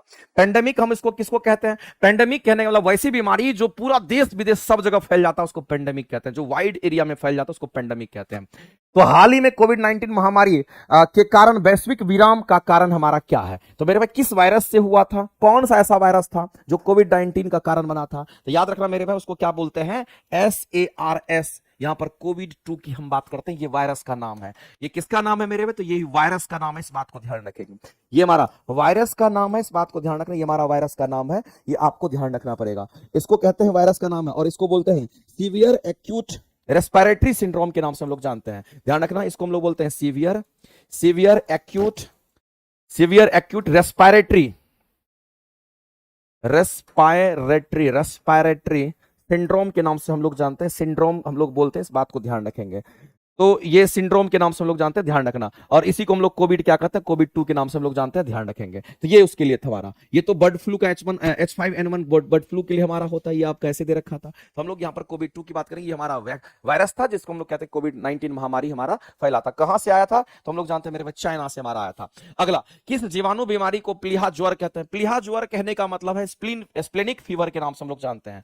तो स्प्लेनिक फीवर जो होता है ये किसको कहते हैं मेरे भाई, स्प्लीन हमारा खत्म हो जाता है। जो स्प्लीन हम लोग जिसको कहते हैं कि रक्त का हमारा क्या कहता है, कब्रगाह कहलाता है, उसको स्प्लीन हम लोग कहते हैं। तो इसको स्प्लेनिक फीवर कहने लगा, प्लीहा ज्वर के नाम से हम लोग जानते हैं। तो मेरे भाई जो प्लीहा ज्वर होता है उसको हम लोग एंथ्रेक्स कहते हैं। और याद रखना, एंथ्रेक्स जो बीमारी होती है ये जनरली मेरे भाई किस में होता है तो कहेंगे ज्यादातर ये आपको जानवर में देखने को मिलता है। लेकिन ये जो हमारा एंथ्रेक्स हमारा बीमारी होता है ये बैक्टीरियल डिजीज है, इस बात पर आप ध्यान रखेंगे। ये कैसी बीमारी है तो ये बैक्टीरिया से होता है, इसका मतलब ये कहीं ना कहीं बैक्टीरियल डिजीज है, इस बात को आप ध्यान रखेंगे। ये कैसी बीमारी है तो आपको ध्यान रखना है, ये बैक्टीरियल डिजीज है, इस बात को ध्यान रखेंगे। और किस बैक्टीरिया से होता है तो उस बैक्टीरिया का नाम आप ध्यान में रख सकते हैं, इसको हम लोग बैसिलस एंथ्रेसिस बैक्टीरिया के नाम से हम लोग जानते हैं। इसको हम लोग क्या कहते हैं, बैसिलस एंथ्रेसिस। बैसिलस एंथ्रेसिस की अगर हम बात करें, बैसिलस एंथ्रेसिस बैक्टीरिया के नाम से हम लोग जानते हैं। ये चीज आपको ध्यान रखना पड़ेगा। इसी से हमारा टाइफाइड भी मेरे में बैक्टीरियल डिजीज होता है, लेकिन टाइफाइड हमारा किससे तो कहेंगे साल्मोनेला टाइफाइड नामक बैक्टीरिया से होता है। कोलेरा हमारा विब्रियो कोलिडी बैक्टीरिया से, ये भी बैक्टीरियल डिजीज, ये भी बैक्टीरियल और ये भी बैक्टीरियल डिजीज होगा। लेकिन प्लीहा ज्वर जो होता है हमारा, हम कहेंगे एंथ्रेक्स को कहते हैं, जो कि बैक्टीरियल डिजीज है और बैसिलस एंथ्रेसिस बैक्टीरिया से होता है। ये भी बैक्टीरियल डिजीज, ये भी बैक्टीरियल डिजीज हमारा होता है। आगे चलते हैं। अगला मेरे भाई, इसीहारा टेस्ट जो होता है वो किसके लिए होता है तो इसीहारा टेस्ट हमारा कलर ब्लाइंडनेस के लिए होता है, इस बात को ध्यान रखना। इसीहारा टेस्ट किससे रिलेटेड है तो कहेंगे हमारा रिलेटेड है कलर ब्लाइंडनेस से। और इसीहारा टेस्ट को हम लोग कलर ब्लाइंडनेस टेस्ट के नाम से भी जानते हैं। अगर आपके सामने में यहां पर इसीहारा की बात कर रहा है, किसकी बात कर रहा है, अगर आपसे इसीहारा टेस्ट की बात करता है तो एक बात आप जान लीजिए, इसीहारा टेस्ट को ही कलर ब्लाइंडनेस टेस्ट के नाम से हम लोग जानते हैं। ये कैसा टेस्ट है तो कहेंगे कलर ब्लाइंडनेस टेस्ट के नाम से जानते हैं। और इस टेस्ट में क्या होता है, कलर ब्लाइंडनेस टेस्ट आप समझते होंगे मेरे, कलर ब्लाइंडनेस जो होता है वर्णांता की जो बीमारी होती है वो बीमारी कैसी होती है, अनुवांशिक बीमारी होती है। और अगर किसी को कलर ब्लाइंडनेस टेस्ट करता है तो कलर ब्लाइंडनेस टेस्ट में मुख्य रूप से मेरे भाई प्राथमिक रंग की पहचान की जाती है। किस रंग का तो हम लोग यहां पर कहेंगे प्राथमिक रंग, जिसको प्राइमरी कलर को ही यहां पर देखा जाता है। प्राइमरी कलर की हम बात करते हैं, ये प्राइमरी कलर आपको पता होगा कौन कौन सा होता है, रेड होता है, ब्लू होता है, ग्रीन होता है। अगर किसी को कलर ब्लाइंडनेस है, अगर किसी को कलर ब्लाइंडनेस है मेरे भाई, उसको ये तीनों रंग धुंधला दिखाई देता है। कैसा दिखेगा, क्लियर नहीं दिखाई देगा, धुंधला दिखता है, दिखता है लेकिन धुंधला दिखता है, इस बात को ध्यान रखना। प्राइमरी कलर उनको कैसा दिखता है तो कहेंगे धुंधला दिखता है। अगर किसी को ये बीमारी है तो मेरे भाई इस बीमारी के लिए, अगर किसी को ये बीमारी है उसी को इसीहारा टेस्ट के नाम से जानते हैं और उसी को कलर ब्लाइंडनेस टेस्ट कहते हैं। और कलर ब्लाइंडनेस टेस्ट से हम लोग किसको फाइंड आउट करते हैं तो रेड और ब्लू और ग्रीन जो कि प्राथमिक रंग होता है इसकी पहचान करते हैं। और जिसमें भी ये बीमारी होगी उसको ये हमारा कैसा दिखेगा तो धुंधला दिखता है, क्लियर स्पष्ट नहीं दिखाई देता है। इसका मतलब ये किससे रिलेटेड हमारा है तो कलर ब्लाइंडनेस टेस्ट से रिलेटेड है। इस क्वेश्चन का आंसर करेंगे ऑप्शन नंबर हमारा सी करेक्ट हो जाएगा। आगे चलते हैं, अगला क्वेश्चन हमारा क्या कहता है, हाइब्रिडोमा तकनीक भी हमारा यहां पर दे रखा है। लेकिन हाइब्रिडोमा तकनीक जो हमारा होता है इससे क्या डेवलप करते हैं, ये क्वेश्चन आपसे पूछा गया। बताइए मेरे भाई इससे हम लोग क्या डेवलप करते हैं तो हाइब्रिडोमा तकनीक जो होता है इससे एंटीबॉडी का निर्माण किया जाता है, इस बात को ध्यान रखना। हाइब्रिडोमा तकनीक से हम लोग क्या करते हैं, एंटीबॉडी का निर्माण करते हैं, इस बात को आप ध्यान रखना। इसी तकनीक से एंटीबॉडी का निर्माण होता है। इसी तकनीक से किसका निर्माण करते हैं तो याद रखना एंटीबॉडी का निर्माण होता है, ये बात आपको ध्यान रखना है, ये बात आपको ध्यान रखना।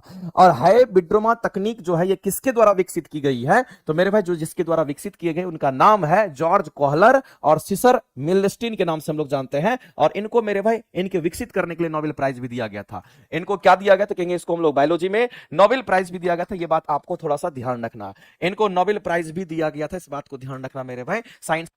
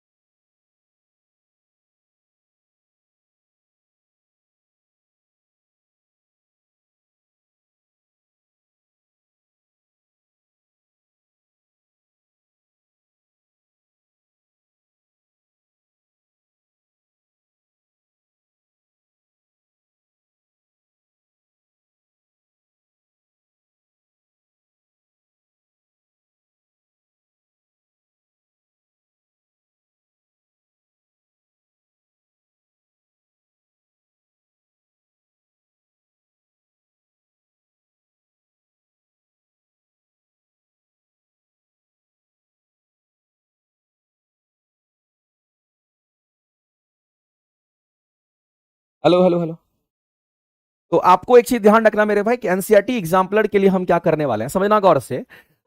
थोड़ा देर में लिए समझना मेरे भाई, मैं आपके लोगों के लिए ही ये बात बता रहा था। एनसीईआरटी एग्जाम्पलर की जो क्लासेस है ना, हमने आज डिजाइन किया है ये बैच, आपको प्लेटफॉर्म बाय नवीन कुमार सिंह एप्लीकेशन पर दिखेगा। एनसीईआरटी एग्जाम्पलर में साइंस के बेहतरीन बेजोर और बेहतरीन कंसेप्ट, वो भी इस बार पूरी तरीके से अपडेटेड कंटेंट के साथ आपके सामने में आ रहा है। फुल्ली अपडेटेड कंटेंट आपको देखने को मिलेगा, और ये केवल और केवल एप्लीकेशन पर मिलेगा, प्लेटफॉर्म बाय नवीन कुमार सिंह एप्लीकेशन पर आप जाएंगे, आज से ही आपको दिख जाएगा। और ये साइंस की क्लासेस कब से चलनी है तो याद रखेंगे, 2 जून से ये क्लासेस हम आपके लिए लेकर के आ रहे हैं। और आप ये समझ लीजिए कि इस क्लासेस से आपको काफी बेनिफिट होने वाला है। आपका हमेशा टारगेट होना चाहिए कि हम ज्यादा से ज्यादा क्वेश्चंस बना करके सिलेक्शन लें। कम क्वेश्चन बनाने पर हमेशा खतरा रहता है, ज्यादा क्वेश्चन बनाने पर कभी खतरा आपके सामने नहीं आएगा। इसीलिए तैयार रहिए, हम तैयार हैं, आप भी तैयार रहिए, और सिलेक्शन मेरे भाई अपने आप हो जाएगा, इसलिए टेंशन नहीं लेना है, काम करना है, मेहनत करना है। और आप देख लीजिएगा ये क्लासेस प्लेटफॉर्म बाय नवीन कुमार सिंह एप्लीकेशन पर मिलना है। रेट की बात कर रहा है, यहां कोई सोना चांदी बिक रहा है, रेट पूछ रहा है। सोना चांदी का रेट पूछा जाता है, किताब कॉपी का रेट पूछा जाता है। कैसा इंसान है यार, कैसा टीचर है, कैसा विद्यार्थी है, मुझे समझ में नहीं आ रहा है। रेट तुम अब तो तुम सोच ही दो, सोच ही छोड़ दो, रेट की बात कर रहे हो। पूरे इंडिया में अगर सबसे सस्ता एजुकेशन अगर कहीं मिलता है, हमको लगता है कि ऑनलाइन प्लेटफॉर्म में सबसे सस्ता एजुकेशन मिलता है। नहीं तो इतना कंटेंट, इतना बढ़िया से हर एक चीज का एक्सप्लेनेशन लाखों रुपया में नहीं मिलता है। और तुम इसको कहते हो किस रेट में मिलेगा, कितने रेट में मिलेगा, ये तो तुम्हारी बहुत बड़ी भूल है। तुम सोच लो, ये तुम्हारे जीवन का अलग ही पल होगा। पैसे से इसको तुम तोल नहीं सकते हो। आज हम भी कुछ चीज ज्ञान किया है, तो ये शायद हम भी उस चीज को कभी पैसे से तोल नहीं सकते हैं। और ज्ञान मेरे भाई अलग चीज होता है, इस बात को ध्यान रखना। और जब तुम पढ़ के जाओगे, सीख करके जाओगे, एग्जाम में बैठोगे, तो उसका मजा ही कुछ और होता है। इसलिए अगर किसी को लगता है कि मुझे करना है, तो ध्यान रखना, एनसीईआरटी एग्जाम्पलर का बैच भी आप लेकर के लगातार तैयारी करो, लगातार पढ़ते रहो, पढ़ते रहो, पढ़ते रहो, पढ़ते रहो, लगातार पढ़ते रहना। फ्लो फ्लो फ्लो फ्लो कभी डिसकंटिन्यूट नहीं होना चाहिए, फ्लो कंटिन्यूट आपका बना रहे। पांडे नीतू जी, जो क्लासेस चल रही है उसको आप बार बार करिए, आपको खुद मेहनत करना पड़ेगा। जो क्लासेस आपकी चल रही है उस क्लासेस को कीजिए। ये क्लासेस हम इसलिए दिए हैं क्योंकि अभी आपके पास समय है, एनसीईआरटी एग्जाम्पलर को भी आप कर पाएंगे, ठीक है। इसलिए मेरा मेरा काम है पढ़ाना। आप नहीं पढ़ोगे तो मुझे कोई मतलब नहीं है। आपको अगर जरूरत है तो आप पढ़िए, नहीं जरूरत है तो मत पढ़िए। जबरदस्ती हम आपको पढ़ाने के लिए नहीं आए हैं, ध्यान रखना इस बात का। अगर किसी को सिलेक्शन चाहिए तो मस्त तरीके से पढ़िए, बिंदास होकर के पढ़िए, अरे बिंदास रहिए, सोचो मत, पढ़ो ज्यादा। और फालतू चीज तो दिमाग में कभी आना भी नहीं चाहिए, ठीक है। लेकिन दिक्कत क्या है कि मामला यह है कि तुम लोग जुआ गया है पूरी तरीके से। और एक स्टूडेंट होता है खिच्चा स्टूडेंट, उसको जैसे मास्टर मोड़ता है वैसे वो मुड़ता है। और एक होता जुआया हुआ, जिसको मोड़ेंगे तो वो मुड़बे नहीं करेगा। क्यों? क्योंकि वो अपना ही दिमाग चलाता है, मामला वहीं फंस जाता है। मामला फंसने नहीं देना। आप देखते होंगे करंट स्टूडेंट जल्दी रिजल्ट लेता है, उसका रीजन यही होता है कि उसको सेल्फ इंटरेस्ट होता है, वो सामने वालों की बातों को सुनता है प्रॉपर वे में। और बहुत लोगों को इसमें बुरा भी लगा होगा, लेकिन बुरा लगने की चीज नहीं है। आप मेरे छोटे भाई की तरह हो, हम हमेशा करवा बोलेंगे, शायद आपको बुरा लगेगा, लेकिन हो सकता है कि वो तुम्हारे सक्सेस का एक कारण भी हो, ठीक है। इसलिए बुरा चीज हमेशा बेकार, बुरा चीज हमेशा आपको ध्यान रखना कि जो भी बुरा चीज लगता है ना, वो हमेशा आपको शानदार बनाता है। इसलिए कभी बुराइयों को, बुराई बुराई अगर आप कहीं सुनते हैं तो उसको अच्छाई की तरह आप निभाइए, देखिए आपको कितना चीज आपको समझ में आ जाएगा, ठीक है। चलिए आज के लिए इतना ही, मिलते हैं हम लोग अगली क्लासेस में। Thank you very much.